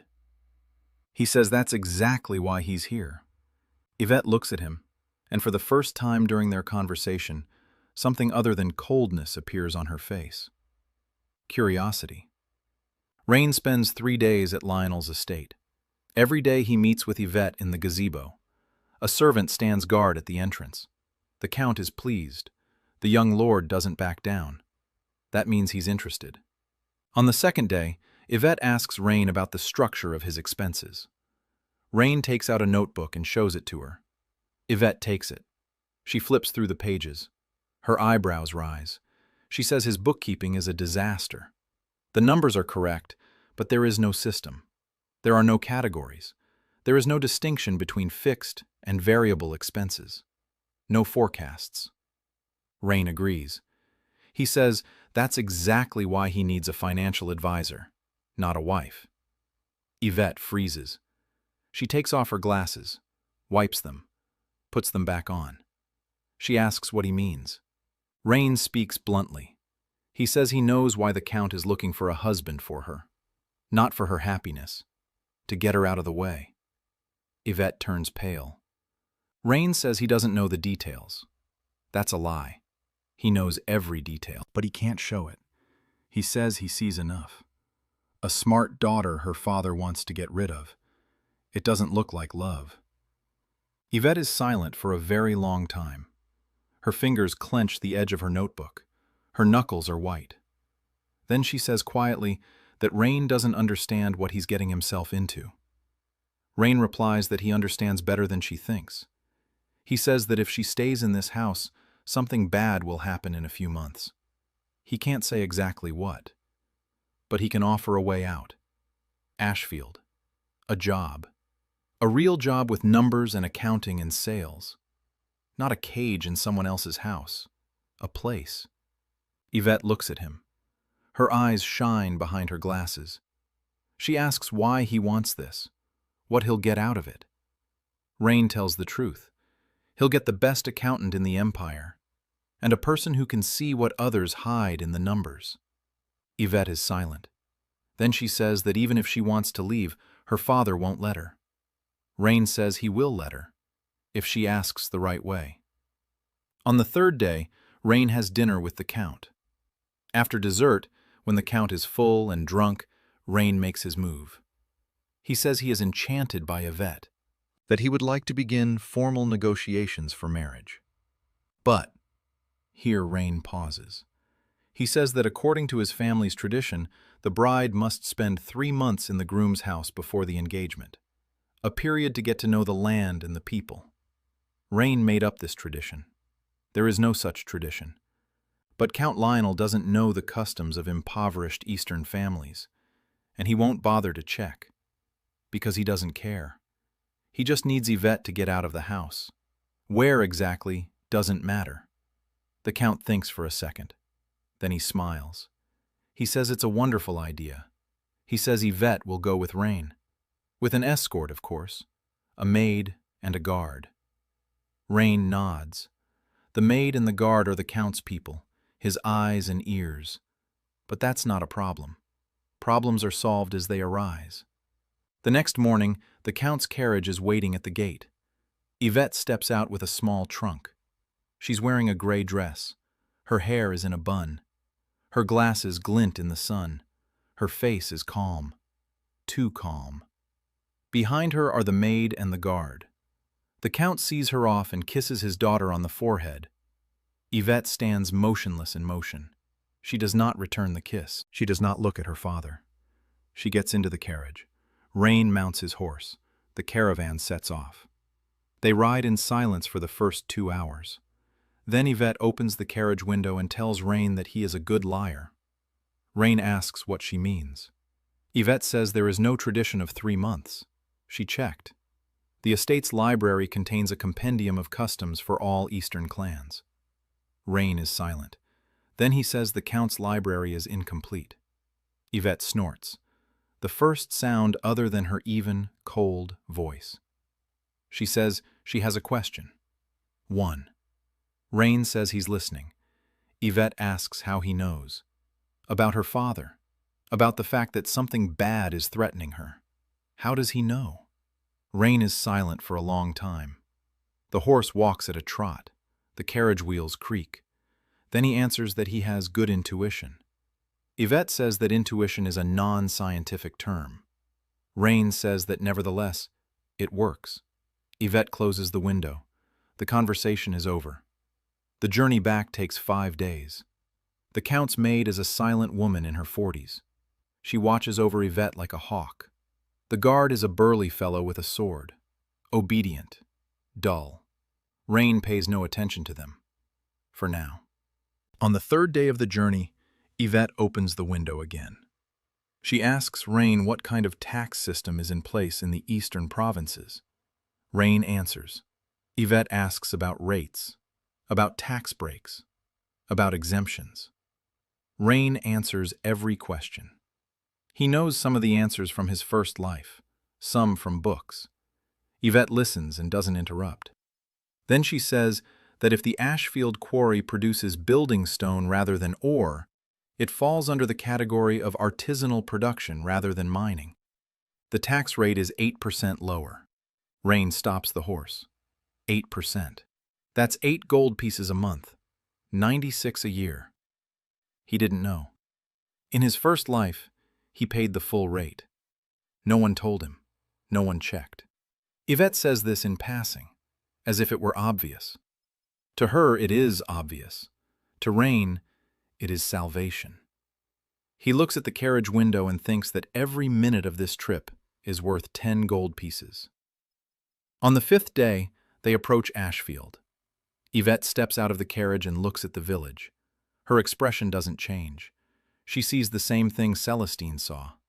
Mud, poverty, crooked fences, but also repaired roofs, a quarry, a smithy, a goat pen. Mara stands by the anvil in a leather apron, sweaty, dirty, red hair sticking out in all directions, a hammer in her hand. She looks at the carriage, at Yvette, at her gray dress and glasses and clean hands. Mara says loudly that the Lord has brought the young lady. Rain says he brought an accountant. Mara snorts. Yvette turns to Mara, looks at her, at the hammer, at the anvil, at the hands covered in burns and calluses. Then she says in an even voice that the anvil is good and asks how much it cost. Mara opens her mouth, closes. Yvette says that judging by the quality of the steel, it's Greebridge work. 50 gold pieces, plus shipping, 55. 20% more expensive than the equivalent from Ostmark, but 3 times more durable. A good investment. Mara looks at Rain, then at Yvette, then back at Rain. She says, okay, she likes this one. Yorick puts Yvette in a separate room. The Count's maid settles in next door. A guard stands at the door. Rain realizes he needs to sort things out with the Count's people, but not now. Right now, Yvette needs to see Ashfield, to understand that this place is real, that the work is real, that the promise is real. In the evening, Rain brings her the debt book, all the records, all the receipts, all the contracts. He puts it on the table. He says, this is all of Ashfield in numbers. Yvette sits down at the table. She opens the book and disappears. Not literally, but Rain sees the world around her cease to exist. There is only her and the numbers. Her fingers race across the lines. Her lips move. She counts. She cross-checks. She verifies. She finds an error on the 3rd page. Rain had recorded the expense twice. A trifle. 2 silver coins. But Yvette found it in 20 seconds. Rain stands in the doorway and watches. In his first life, that mind rotted away in a prison cell and was buried in a line of the registry. Not in this life. He closes the door quietly. Yvette doesn't notice. She's already in her own world. A world where everything can be calculated and understood. Rain goes out onto the porch. Night, stars, a cold wind. Mara sits on the steps and cleans her hammer with a rag. She asks, without turning around, who this girl really is. Rain sits down next to her. He says she's Count Lionel's daughter. Mara whistles. She asks why the Count's daughter needs this dump. Rain says it's because in this dump, she won't be killed. Mara falls silent. Then she says quietly that Rain collects broken things. Rain replies that they aren't broken. They're discarded. Mara is silent. Then she says even more quietly that she, too, is discarded. Rain doesn't answer. He just sits beside her. They are both silent. The wind sways the trees. Somewhere in the house, a candle burns in Yvette's window. Yvette is working. For the first week, she doesn't leave her room. A maid brings her food. Yvette eats without looking. She holds the bread in her left hand. She writes with her right. She reorganized Ashfield's entire accounting system in 6 days. She created a system of 5 ledgers, the first for income, the second for expenses, the third for debts and liabilities, the fourth for inventory, the fifth is for projections. Every entry has a date, a category, and a source reference. When Rain saw the result, he stood there staring for a minute without moving. It was beautiful. Not like a painting, like a mechanism. Every number in its place, every penny tracked from inflow to outflow. He saw it all. Where the money was leaking, where savings could be made, where there was a hidden reserve. Yvette stood nearby and waited. Her face was impassive. But Rain noticed her fingers fiddling with the edge of her sleeve. She was nervous, waiting for his assessment. Rain said one word: perfect. Yvette took off her glasses, wiped them, put them back on, and the corners of her lips lifted just a little. It was a smile, the first one ever. On the 8th day, Yvette left the room and asked to be shown the quarry. Rain led the way. Yvette walked through the quarry with a notebook and took notes. Number of workers, hours worked, daily output, tool consumption. Then she returned and 2 hours later brought Rain a 7-point list. 7 ways to reduce the quarry's expenses by 15% without losing output. First point: rotation of crews. Instead of one shift of 25 people, 2 shifts of 15. Day and evening. People get less tired. Output is higher. Second point: sharpening tools on site instead of in Ostmark. Mara can sharpen the pickaxes in the smithy. Saves 3 gold coins a month on travel. Third point: selling stone dust. Quarry waste consists of dust and grit.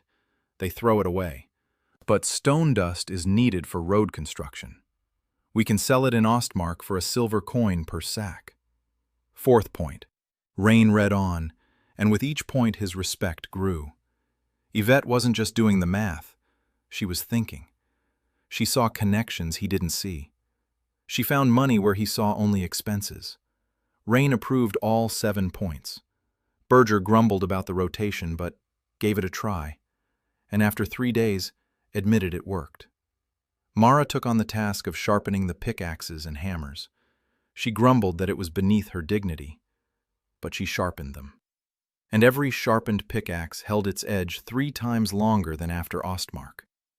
Because Mara sharpened them like blades, with a love for metal. Yvette and Mara began to talk. At first through R. Mara asked Rain how much coal she would be allocated this month. Rain sent her to Yvette. Mara walked and grumbled. Yvette opened a book and named a figure. Mara argued. Yvette showed her the calculation. Mara looked at the numbers and couldn't argue. She left, grumbling. 3 days later, Mara came to Yvette on her own, without Rain. She asked how much she could earn if she started selling knives. Yvette did the math. She named the amount. Mara raised her eyebrows. Yvette explained, "Knives with the turnwood mark through Grayson, a markup for the craftsmanship. 3 gold pieces per knife, 10 knives a month, 30 gold. Minus the cost of materials and coal, 22 net." Mara stood there blinking. 22 gold a month. More than many craftsmen in the capital. She asked quietly how Yvette knew all this. Yvette replied that she knew because she'd calculated it. Mara snorted. Then she sat down next to her and asked, "What if it's not knives but daggers?"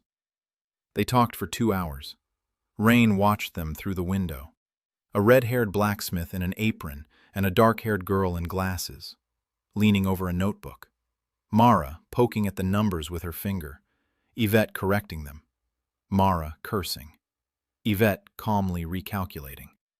Rain stepped away from the window and smiled. That's how a team is built. Not with orders, not with money, with a shared cause. The Count's problem with people had resolved itself. The maid named Nora turned out to be a decent woman, quiet and dutiful. She did as she was told. She kept an eye on Yvette. She wrote down what she was doing. Once a week, she sent a letter to the Count. Rain knew this. He didn't interfere. Let them write to the Count that Yvette was counting money in a poor village. It wasn't a threat. It was what the Count wanted. His daughter was far away and busy. The guard was more foolish. A week later in Ashefield, he started drinking at Calver's house. 2 weeks later, he got into a fight with one of the quarry workers. Rain walked up to him and said calmly that people don't fight in Ashefield. The guard looked down at Rain. He was twice as broad and a head taller. He said he didn't give a damn about village customs. Rain didn't argue. In the morning he wrote the Count a polite letter, thanking him for the guard, but informing him that Ashefield was peaceful and no security was needed. He suggested sending the man back with thanks. The Count replied a week later. He agreed. The guard was recalled. Only Nora remained. Yvette watched this and said nothing, but Rain noticed that after the guard left, she began to go out of the house more often. She walked around the village. She inspected the farm. She stood by the quarries and counted the blocks. She checked the goat pen and recorded the milk yields. The village was getting used to her. At first with suspicion. A count's daughter in a poor village. But Yvette didn't act like a count's daughter. She didn't make demands. She didn't complain. She didn't cringe at the dirt. She just worked, quietly and methodically. Herta was the first to strike up a conversation with her. She brought over a wheel of cheese and asked how much it cost at the market. Yvette named a price. Herta was surprised. Yvette explained that goat cheese with herbs was a rarity, and that in the capital they paid 3 times as much for it as in Ostmark.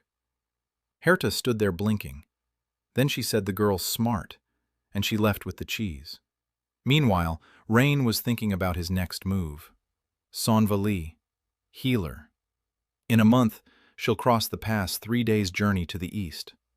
Wandering, running from her past, healing people on the roads for bread and a place to sleep. In his first life, Rain met her 2 years later when she was already sick and exhausted. Right now, she's still in her prime, still whole. But the pass is dangerous. Bandits, beasts, the cold. Sanwa will make it through but lose almost all her herbs, and if Rain doesn't intercept her, she'll go further west, and he'll lose her trail. Rain jots it down in his notebook. In 4 weeks, a trip to the pass. But he has no money for the trip. Goes to the village. Rain calculates. The 3rd payment to Celestine in a week. 100 gold, minus expenses, minus shares, minus grain, minus supplies. Net 35. Of that, 10 must be set aside for the tax payment, 25 for development. The trip to the pass requires at least 5 gold. Rain crosses out 1 line from the expense list. His own salary. He used to pay himself 2 gold pieces a month for personal expenses. Now it's 0. Mar pays Grayson. He isn't paying Yvette yet. She works for room and board and the chance to do the books. Rain knows this is temporary. Once Ashefield gets back on its feet, everyone will receive a decent wage. But for now, every gold piece counts. In the evening, Rain sits on the porch. Yvette comes out. She sits down next to him. She is silent. Then she says she found an interesting entry in the debt book. Rain asks which one. Yvette says that 10 years ago, the previous lord of Ashefield paid 200 gold pieces to register a plot of land. The plot is listed as third-class pasture. But according to the coordinates, it's not pasture. It's the hillside behind the quarry. The very same hillside that Rain promised Calver he would plant. And according to the Imperial Registry, this plot is registered as Ashefield's property. Rain freezes. Artan Morlow, the previous lord, the regressor, he registered the second plot, 20 years ago. Rain didn't know about this. In his first life, he hadn't checked the registry. He had neither the time nor the mind for it. Yvette found it in 2 weeks. This plot isn't just a second field. It's a legal basis for expansion. The land is registered. Taxes on it have been paid 20 years in advance. Ashefield is officially more than the Empire thinks. Rain looks at Yvette. She looks at him. Without emotion. Just a fact. She found a fact and reported it. Rain says one word to her. Thank you. Yvette takes off her glasses, wipes them, puts them back on. She says it's nothing, just numbers. She stands up and leaves. Rain sits on the porch and thinks about Artan Morlow, the man who lived 3 lives in Ashefield, and in each one left something for the next. Gold in the basement, a diary, a registered plot of land. Artan couldn't build a house that wouldn't fall, but he left the bricks, for whoever comes after. Rain lowers his head, closes his eyes, whispers a single word into the night air. Thank you. Not to Yvette, to Artan. Somewhere far to the east, a healer with a bag of herbs walks along the road toward the pass. She doesn't know that in a month her life will change. Just as Ma'ara didn't know, just as Yvette didn't know. Rain opens his eyes. He stands up. He goes into the house. He lights a candle. He opens his notebook and begins to plan. The 3rd month. Rain is heading for the pass, alone. The horse is old, but knows the way. 3 days east through the forest and foothills. Rain counts in his head. Ashefield is left to Yorick and Yvette. The quarry is operating. The 4th shipment of stone went to Celestine without delay. Ma'ara is forging knives. The first 10 went to Grayson. The jeweler sent an enthusiastic letter and ordered 20 more. Goethe is selling cheese. Finn is running. The village is alive. Rain can leave for a week and nothing will fall apart. It's a new feeling. In his first life, he couldn't be away for a day without something going wrong because everything depended on one person. Now the mechanism works without his hand on the lever. That is the difference. The road to the pass goes through wild lands, no man's land between the eastern baronies and the Sultanate. There is no law here, no road patrols, only merchant caravans with armed guards and lone travelers praying to make it through alive. Rain doesn't pray. He knows this road. In his first life, he traveled it twice. The first time when he was fleeing his creditors, the second time when he was led in chains to the capital.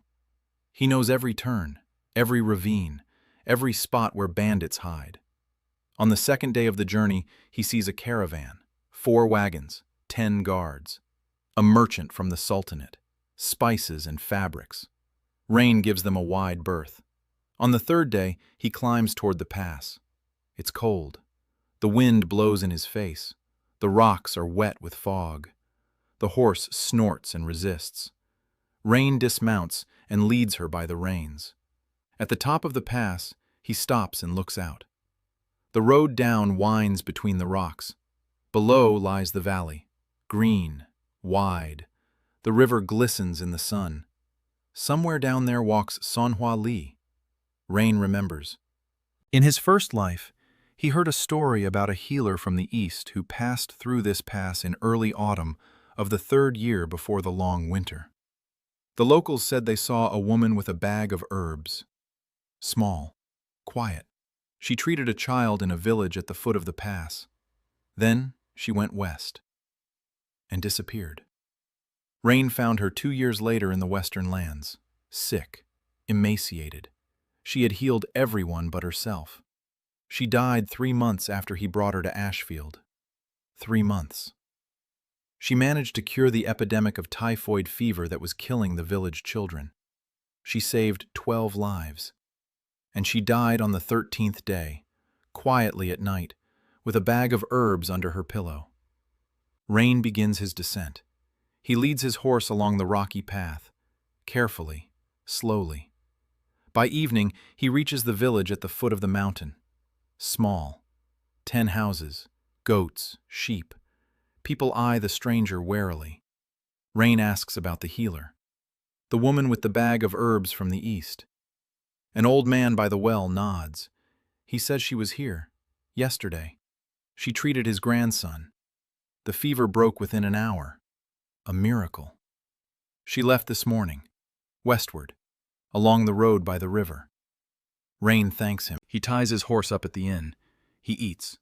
He doesn't sleep. He sets out before dawn. The road along the river. Rain rides his horse at a trot. Morning fog. The smell of water and wet grass. By noon, he sees a figure on the road. Small, with a large bag slung over her shoulder. She walks slowly, wearily. Rain slows his horse. He approaches at a walk. The woman turns around.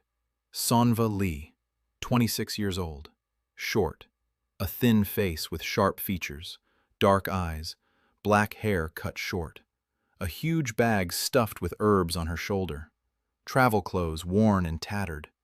She wears worn-out boots. She looks at Rain without fear, without interest, with the weariness of someone accustomed to the road and to strangers' faces, expecting nothing from them. Rain dismounts. He says he's traveling west. He asks if she's going that way. Sonhwa is silent. Then she nods. They walk side by side. Rain leads the horse. Sonhwa walks on foot. They are silent. Rain takes his time. He knows Sonhwa. He knows she doesn't speak to strangers. She doesn't trust them. She doesn't open up. In his first life, it took him 3 months for her to tell him her real name. Now he knows it, but he can't show it. An hour later, Sonhwa speaks her first word. She asks where he's going. Rain replies that he's going home.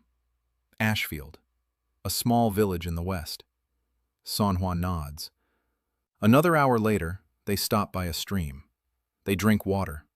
Rain takes out some bread and cheese and offers it to her. Sonhwa takes it. She eats slowly, in small bites, saving it. The habit of someone who doesn't know when they'll eat next. Rain notices a burn on her arm, an old one, healed scars all over her forearm. He knows where they came from. School, the fire. Her sisters were burned alive. She escaped. With these burns and with memories that keep her from sleeping near a fire. Rain doesn't look at the burn, doesn't ask, just offers her a ride on his horse. Sonhwa refuses, says she's used to walking. Rain doesn't insist. By evening, they find a place to camp, a clearing by the river. Rain builds a fire and notices. Sonhwa sits down 10 paces from the fire, sleeping against a tree, facing the darkness, away from the flames. Rain doesn't comment, doesn't approach. He lies down by the fire and pretends to fall asleep. An hour later, he hears a soft sound. Sonhwa is breathing raggedly. She isn't crying. She's just breathing as if she can't get enough air. Rain lies motionless. She doesn't need sympathy. Not now. She needs space and silence, and someone nearby who doesn't pester her with questions. In the morning, Sonhwa looks calm. Her face is impassive. Her eyes are steady, as if the night never happened. They move on. On the second day of their journey, Rain sees a wounded man on the road. He's sitting by the side of the road. His leg is covered in blood. The cut is deep. Bandits. They took his horse and his purse. They spared his life. Rain approaches. Sonhwa is already on her knees beside the wounded man. Her bag is open. Her hands are quick and precise. She washes the wound with water from a flask. She takes out ointment. She applies a bandage. Her movements are confident, not a single unnecessary one. The wounded man groans. Sonhwa says one word to him, quietly, and he falls silent, not out of fear, because of something in her voice. Calm, authority, knowledge. Rain stands and watches. There she is, the very Sonhwa he remembers. A master, a healer sent by God, hands that heal with a single touch. She finishes bandaging the wound. She stands up, wipes her hands, looks at Rain. He looks at her, says nothing, but his eyes say what he cannot say aloud. I know who you are, and I know you deserve more than this road. Sonhwa looks away. She picks up her bag. She walks on. On the third day of the journey, Rain makes up his mind. He tells Sonhwa that there is no doctor in his village, 80 people, and not a single healer. The children get typhoid every fall.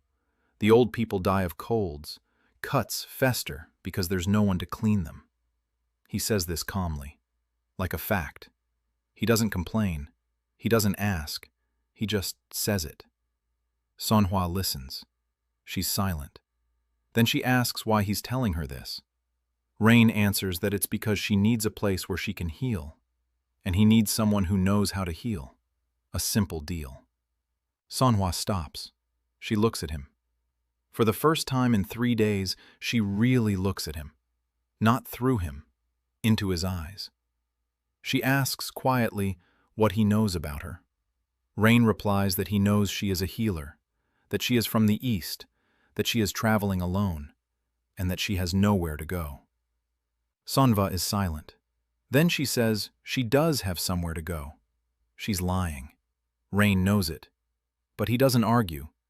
He says the offer stands. If she wants to, Ashefield will take her in.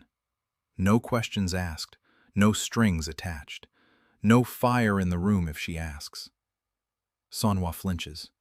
Barely noticeable. Rain notices and curses himself inwardly. He said too much. About the fire, he shouldn't have known, couldn't have known. Sonhua looks at him with a different expression. Suspicion, caution. She asks how he knows about the fire. Rain is silent for a second. Then he says he saw her sitting 10 paces from the fire, 2 nights in a row. You don't have to be a seer to understand. Sonhua stares at him for a long time, testing his words, looking for a lie. Rain holds her gaze, because he wasn't. He really did see it. It's just that he saw it 18 years ago, not 2 days ago. Sonhua nods. Once. Slowly. She says she'll think about it. They walk on in silence. By evening on the 4th day, Ashefield appears on the horizon. Smoke from the chimneys. The sound of Mara's hammer. Dogs barking. Rain turns to Sonhua. She stands and looks at the village. Her face is still. Then she says 1 week. She will stay for 1 week. She will look. She will decide. Rain nods. 1 week. That will be enough. He knows. Sonhua stays. Not for a week. On her 3rd day in Ashefield, she treats a child. Berger's daughter, 4 years old. Fever and a cough. Rain knows this illness. Typhoid fever. In his first life, 3 children died of it that first autumn. Sonhua examines the girl. Her hands are soft and warm. The child stops crying at a single touch. Sonhua opens her bag. She takes out some herbs. She grinds them in a mortar. She brews a decoction. She feeds the girl a spoonful every hour. By evening, the fever breaks. By morning, the girl is eating porridge and asking to play. Berger stands in the doorway and looks at Sonhua. This huge, silent man who chops stone from morning till night stands there looking at the small woman with the bag of herbs. And on his face is an expression that Rain sees for the first time. Reverence. Berger doesn't say thank you. He doesn't know how. He just nods. Once. Deeply. And he walks off into the quarry. But from that day on, every evening there's a basket by the door of Sonhua's room. Bread, milk, apples. No note, no name. Sonhua takes the basket and says nothing. But Rain sees how she looks toward the quarry. With the corner of her lips. Almost a smile. On the 5th day, Sonhua comes to Rain and says she's staying. Not for a week. For good. Rain nods. Doesn't thank her. He doesn't express his joy aloud. He just nods. Because he knows Sonhua doesn't need words. She needs a place where she won't be kicked out in the morning. He gives her a separate room, with a south-facing window. No fireplace, no stove. Instead, thick blankets and a hot water bottle. Sonhua enters the room. She looks around. She sees there's no fireplace. She stands motionless, for a long time. Rain waits by the door. She turns and looks at him, a question in her eyes. Rain says that Olaf the carpenter built the room at his request. Warm walls, a double layer of planks with straw between them, blankets from the workshop in Ostmark, warmth without a fire. Sonhua is silent. Then she says one word, "Thank you," quietly, almost a whisper, and she closes the door. Rain stands in the hallway and breathes, clenches his fists, unclenches them. In her first life, she slept on the stone floor of a vagrant's prison, 3 winters, because there was no room, because no one bothered to ask what she was afraid of. Rain leaves. Work won't wait. 4th month. Ashefield is changing faster than Rain expected. The population has grown, not by much. 12 people have come from the surrounding villages. Rumors that Ashefield pays a share of the profits have spread throughout the eastern lands. Working hands for the quarries. Rain takes everyone in. He records each one in a book. Yvette checks every name. She compiles a file. Who is from where? Who can do what?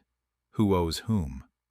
Among the newcomers are a carpenter from Ostmark and a mason from the south, 2 seamstresses with children, and an old man who knows how to weave baskets. Rain finds a place for everyone. Olaf builds new houses, simple, sturdy, stone from the quarry and wood from the forest. Ashefield spreads from the center to the outskirts, no longer just 3 huts, 15 houses. The road is packed down and leveled. Mara's smithy has a roof and walls, almost a workshop. Grey Sun sends orders every week. Mara's knives are sold throughout the eastern market. The Turnwood brand is known again. The second field has been sown. The very plot that Artan Morlow registered 20 years ago. The soil is soft. Calver is leading the sowing with 10 assistants. He is silent, but he works, and he works well. Yvette calculated that the second field will yield 3 times as much as the first. Different soil, different seeds. Rain bought winter wheat seeds in Ostmark. Expensive. But winter wheat is gold in grain. It ripens a month earlier than usual. When the hungry winter begins and grain prices skyrocket, Ashefield will already have a harvest. Rain does the math in his head. 8 months until the hungry winter. No, 7 already. Time is running out. Every day counts. The 5th month. Rain receives a letter from Halmo, a second invitation to dinner, a polite one, warm, with a note saying that the Baron is delighted with Ashefield's success and would like to discuss joint business plans. Rain reads and thinks. Halmont is nervous. Ashefield is growing too fast. The quarry is working, the forge is forging, cheese is selling. New people are coming. The village that was supposed to die lives on and grows stronger. For Halmont, this is a problem. A powerful neighbor is a neighbor who might notice the illegal mines. Rain accepts the invitation. This time he's not going alone. He takes Yvette. He needs her as a shield. If Halmont tries to slip him a document with fine print, Yvette will see every letter. Helmont's estate. The same hall, the same candles, the same silver. The Baron greets them with a smile. He sees Yvette, and his smile twitches for a split second. He wasn't expecting this. Rain introduces Yvette as his financial advisor. Helmont looks at the young woman in glasses, young, quiet, with a notebook in her hands. Dinner proceeds calmly. Helmont talks about trade, about possible cooperation, about how the eastern lands must stick together. Rain listens and nods. Yvette takes notes. In the middle of dinner, Halmont pulls out a piece of paper, a proposal for a trade partnership, a joint caravan for shipments to the west. Rain hands the paper to Yvette. She reads, slowly, line by line. Halmont waits with a smile. Yvette finishes. She looks at Rain.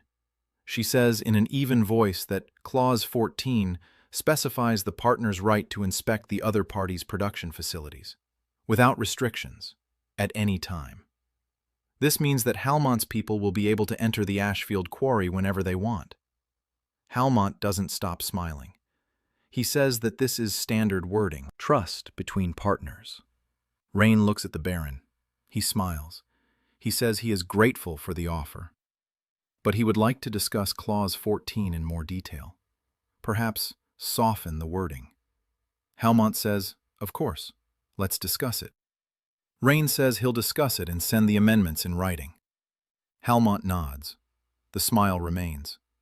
His eyes are cold. They drive off. In the carriage, Yvette is silent. Then she says that Clause 14 isn't standard wording. It's a loophole big enough to drive a whole wagon train through. Rain nods. He says he knows. Yvette asks who Halmont really is. Rain is silent. Then he says he's a man who smiles when he cuts. And Yvette takes off her glasses, wipes them, puts them back on. Says she's seen people like that. Rain doesn't ask where. He knows. Her father. They ride back in silence. Rain thinks. Halmont is trying a second approach. The first was a loan with a right of way. The second is a partnership with a right of inspection. Both lead to the same thing: access to the quarry, to the silver. Halmont doesn't know about the silver, yet. But he wants to control Ashefield, because of the illegal mines on the border of the lands. Because Rain is too close. Rain must find a way to stop Halmont. Not now, but soon. Because the Baron's third attempt will be harsher. Rain knows this from his first life. The first 2 times, Halmont tries gently. The third time, he strikes. The 6th month. The watermill. Rain remembers the blueprint from his first life. He saw a watermill in the western lands when he was wandering after losing Ashefield. He memorized the mechanism, the wheel, the millstones, the water trough, the gear system. It's not hard if you know the principle. Rain draws a sketch for Olaf. The carpenter looks at the drawing, scratches the back of his head, says he's never built anything like this before, but he'll give it a try. Rain picks a spot. The river behind the village. The current is strong. The bank is steep. Perfect. Construction takes 3 weeks. Olaf and 5 helpers. Berger brings stone for the foundation. Mara forges the iron axles and gears. Yvette calculates the materials. Sonva treats blisters and cuts. All together, for the first time. Rain stands by the river and watches as the wheel is hoisted into place. Oak. Heavy. Olaf gives the orders. Ropes are taut. People pull. The wheel rises. Water is let in. The wheel creaks. It turns. Slowly. Then faster. The millstones begin to turn. The first grain falls between the stones. Flour pours into the sack. White. Fine. Real flour. The village stands around and watches. Silence. Then someone starts clapping. And everyone claps. Rain stands and listens, and something hot and heavy rises in his pail. He swallows. Turns away. Not now. Later. For the first time in history, Ashefield is producing its own flour. No more need to buy it in Ostmark. Grain from 2 fields will go through the mill. The surplus can be sold. Flour is twice as expensive as grain. Yvette has already done the math. The mill will pay for itself in 2 months. After that, pure profit. The 7th month. The minor audit. Rain knows this date by heart. In his first life, the imperial inspector arrived and saw a ruined village, an empty treasury, and a lord turned pale with fear. He made a note in the register. Unsatisfactory. That mark was the first step toward the execution block. Now Rain stands on the porch and waits. Behind him lie 6 months of work. A quarry, a smithy, a mill, a cheese dairy, 2 fields, a road, 15 houses instead of 3, 95 souls instead of 83, a debt of 5,000 gold pieces reduced to 3,500, 1,500 paid off in 6 months. Not a single late payment. Yvette's ledgers lie on the table, 5 volumes, clean, neat, every figure in its place. The inspector arrives in the afternoon. Not Mervyn, another one. A second-rank imperial auditor. A man in his 40s, skinny, long nose, eyes that count faster than his hands turn the pages. His name is Crane. Rain remembers him. In his first life, Crane came for the second audit. The very one that turned out to be the last. Crane is honest, cold, ruthless, but honest. Impossible to bribe, impossible to deceive, too.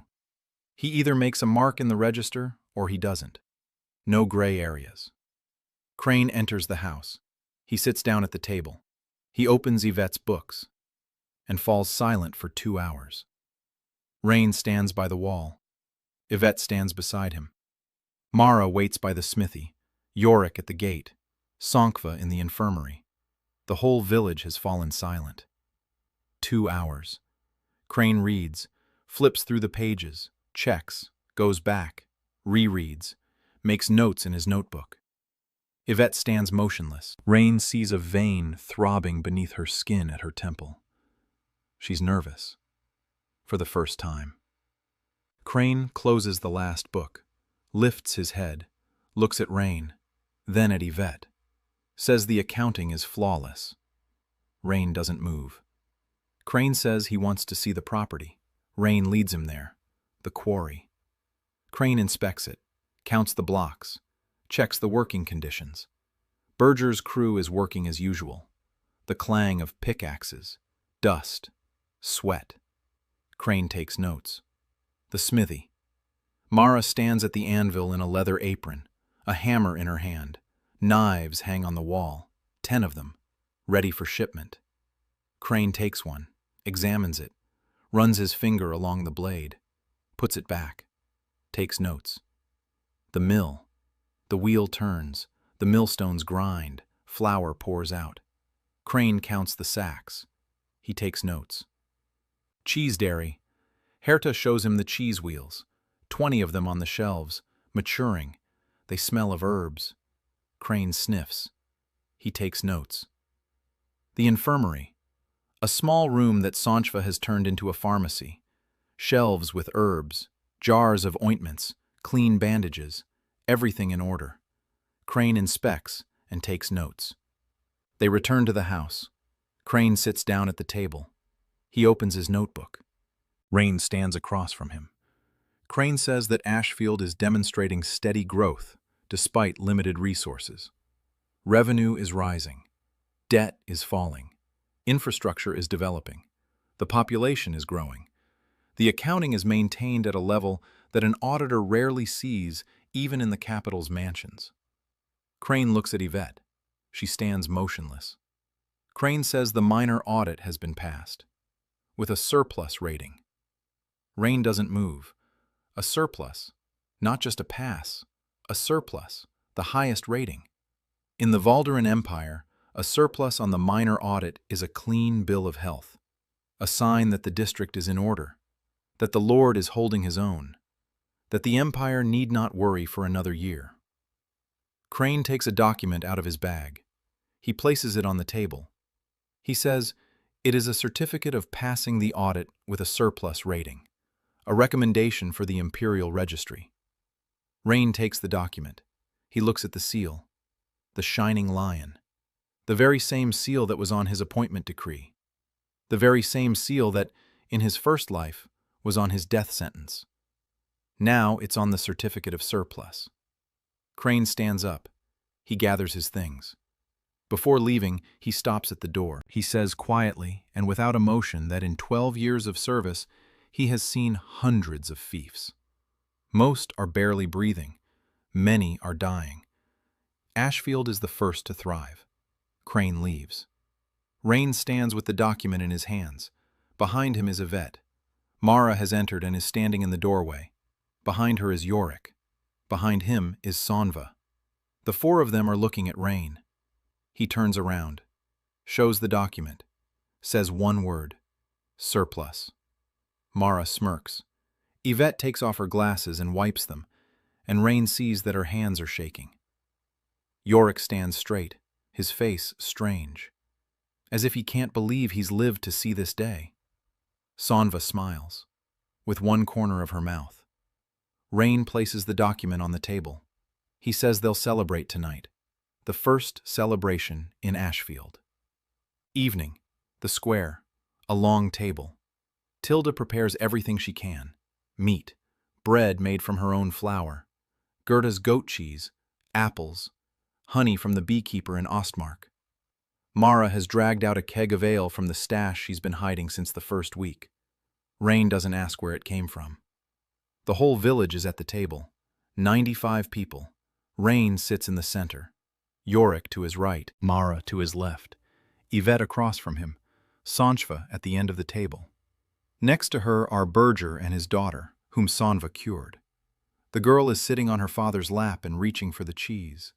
People are eating, drinking, laughing. Someone starts singing. Rain sits and listens, and remembers.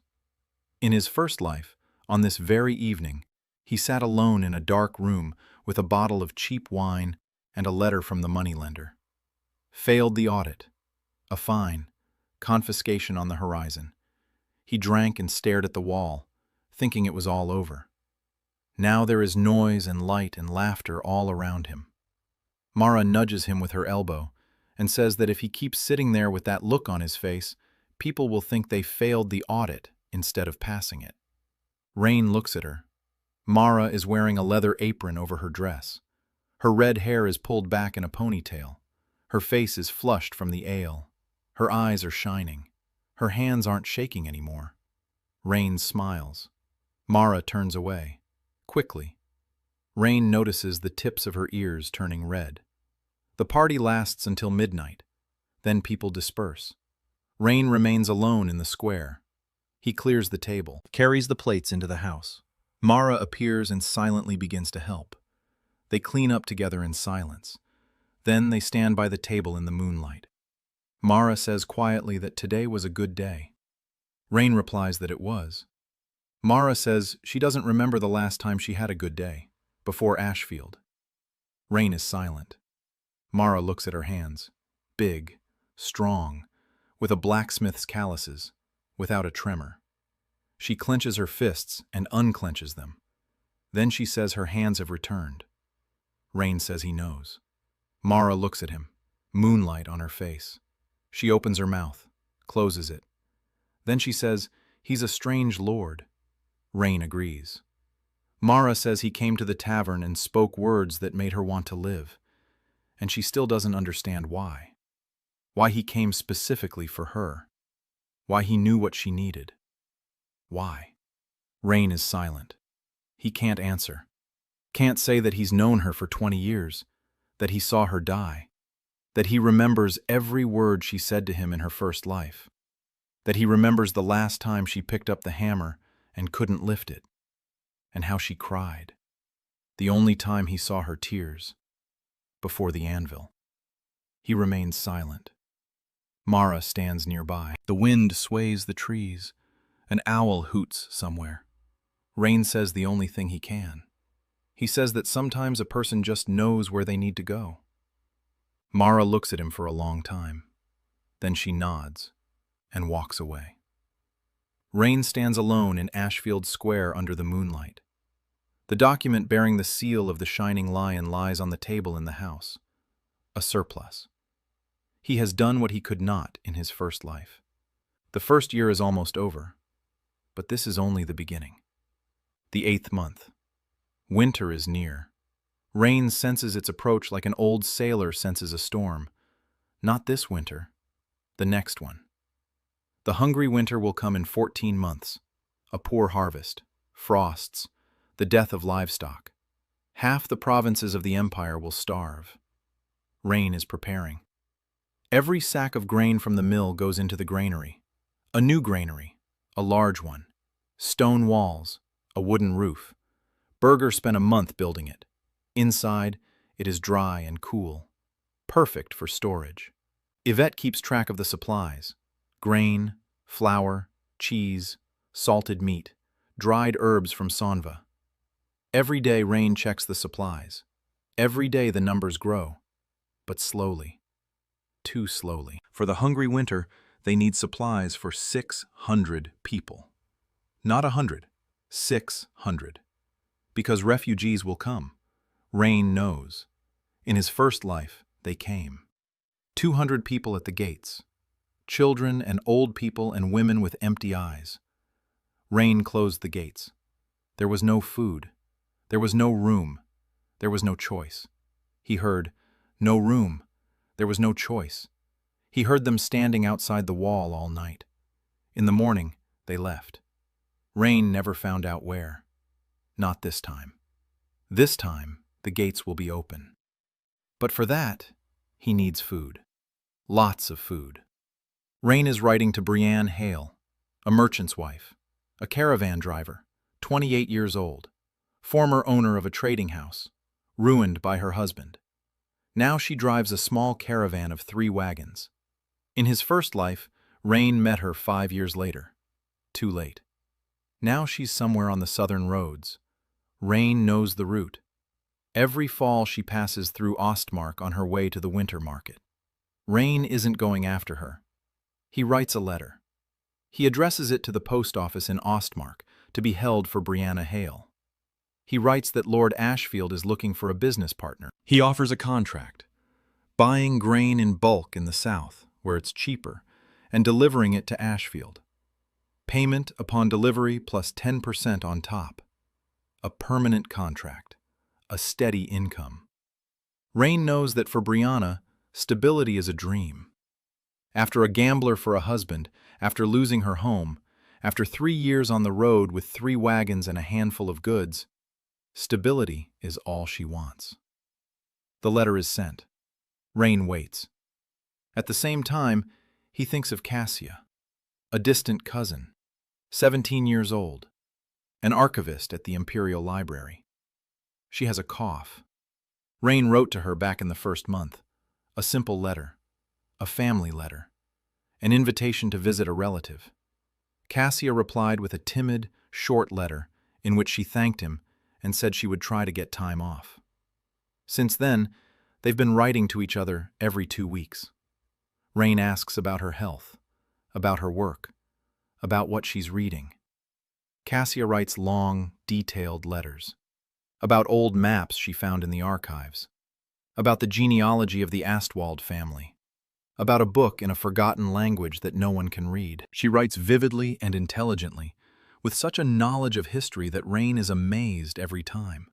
In her first life, that mind was consumed by consumption at the age of 22. Rain asks between the lines about her cough. Cassia writes that it's only a little, that the library is damp, that it's nothing to worry about. Rain knows it's serious. Dampness and cold and bad food and work without rest. Consumption doesn't strike right away. It creeps up, quietly, month after month. Rain writes another letter, invites Cassia for the winter. A warm house, good food, fresh air instead of library dust. A family duty. Cassia replies in a week. She'll come, by the start of winter. Rain reads the letter and closes his eyes for a second. One by one, stone by stone, person by person. The 9th month. A reply from Brianna arrives with a caravan. 3 wagons. A woman sits in the first one, large. Her blonde hair is tucked under a scarf. Her face is round and warm. Her hands are large and strong. Brianna Hale. She didn't come with a reply. She came herself. Rain meets her at the gate. Brianna jumps down from the wagon and surveys the village. Her expression is businesslike. She counts the houses, workshops, people. Then she looks at Rain and says he looks younger than she expected. Rain replies that he's older than he looks. Brianna snorts. They have dinner together. Rain, Yorick, Mara, Iveta, Sonva, and Brianna. 5 women and 1 man at the table, not counting Yorick. Brianna is cooking, not because she was asked to, because she can't sit at the table without cooking. A meat and vegetable stew, thick, hot. It smells of spices that Rain has never tasted in either of his 2 lifetimes. Mara takes a bite and is silent for 3 seconds. Then she says it's the best thing she's ever eaten. Brianna smiles, a warm, broad smile. She says that spices are cheap in the south, and if the Lord wants, she can bring them along with the grain. Iveta immediately asks what the markup is on spices in the eastern provinces. Brianna names a figure. Yvette calculates in her head. Mara looks at them and says that at this table, they even calculate the cost of food. Sonva smiles, with one corner of her mouth. After dinner, Rain shows Brianna the granary. It's half empty. He says that in a year, there should be enough supplies here to feed 600 people for 3 months. Brianna is silent. She does the math. Then she says, "That's a lot. A whole lot. Grain is cheap in the South, but transportation is expensive. 3 wagons won't be enough. We need 10. Rain says the money will be there. The wagons, too. He needs someone who knows the southern markets, knows the routes, knows who to trust." Brianna looks at him. She asks why he needs so many supplies. The village is small. 100 people wouldn't eat that much in 10 winters. Rain is telling the truth. Not all of it, but enough. He says there will be a harsh winter in a year. He doesn't explain how he knows. He says it's intuition and observing the weather and trade cycles. He says those who have food will rise, and those who don't will perish, and that he wants to be among the first. Brianna listens. Her face is serious. She understands trade. She understands cycles. She understands what it means to be prepared when others aren't. She says she'll stay. On her terms. Her own caravan, her own routes, her name on the goods. And 10% of all Ashefield's trade through her caravan. Rain extends his hand. They shake. Brianna smiles and says he is the first lord she has ever negotiated with as a merchant. Rain replies that he is the first lord to have a merchant's wife. The 10th month. Cassia arrives. A small, thin girl with a pale face and large, dark eyes, chestnut hair, a book in her hands. Always a book.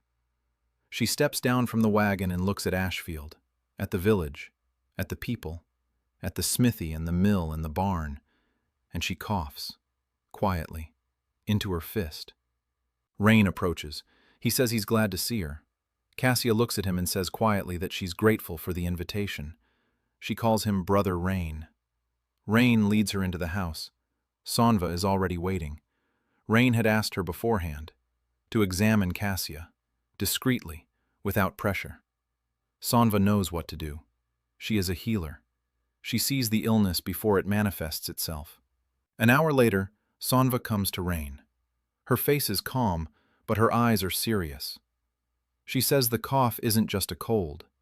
Early stage. If treatment starts now, it can be stopped. If they wait another 6 months, it can't. Rain stands and stares at the wall. 6 months. In her first life, Cassia spent another 3 years in that damp library. Without treatment, without food, without warmth. 3 years, and she died.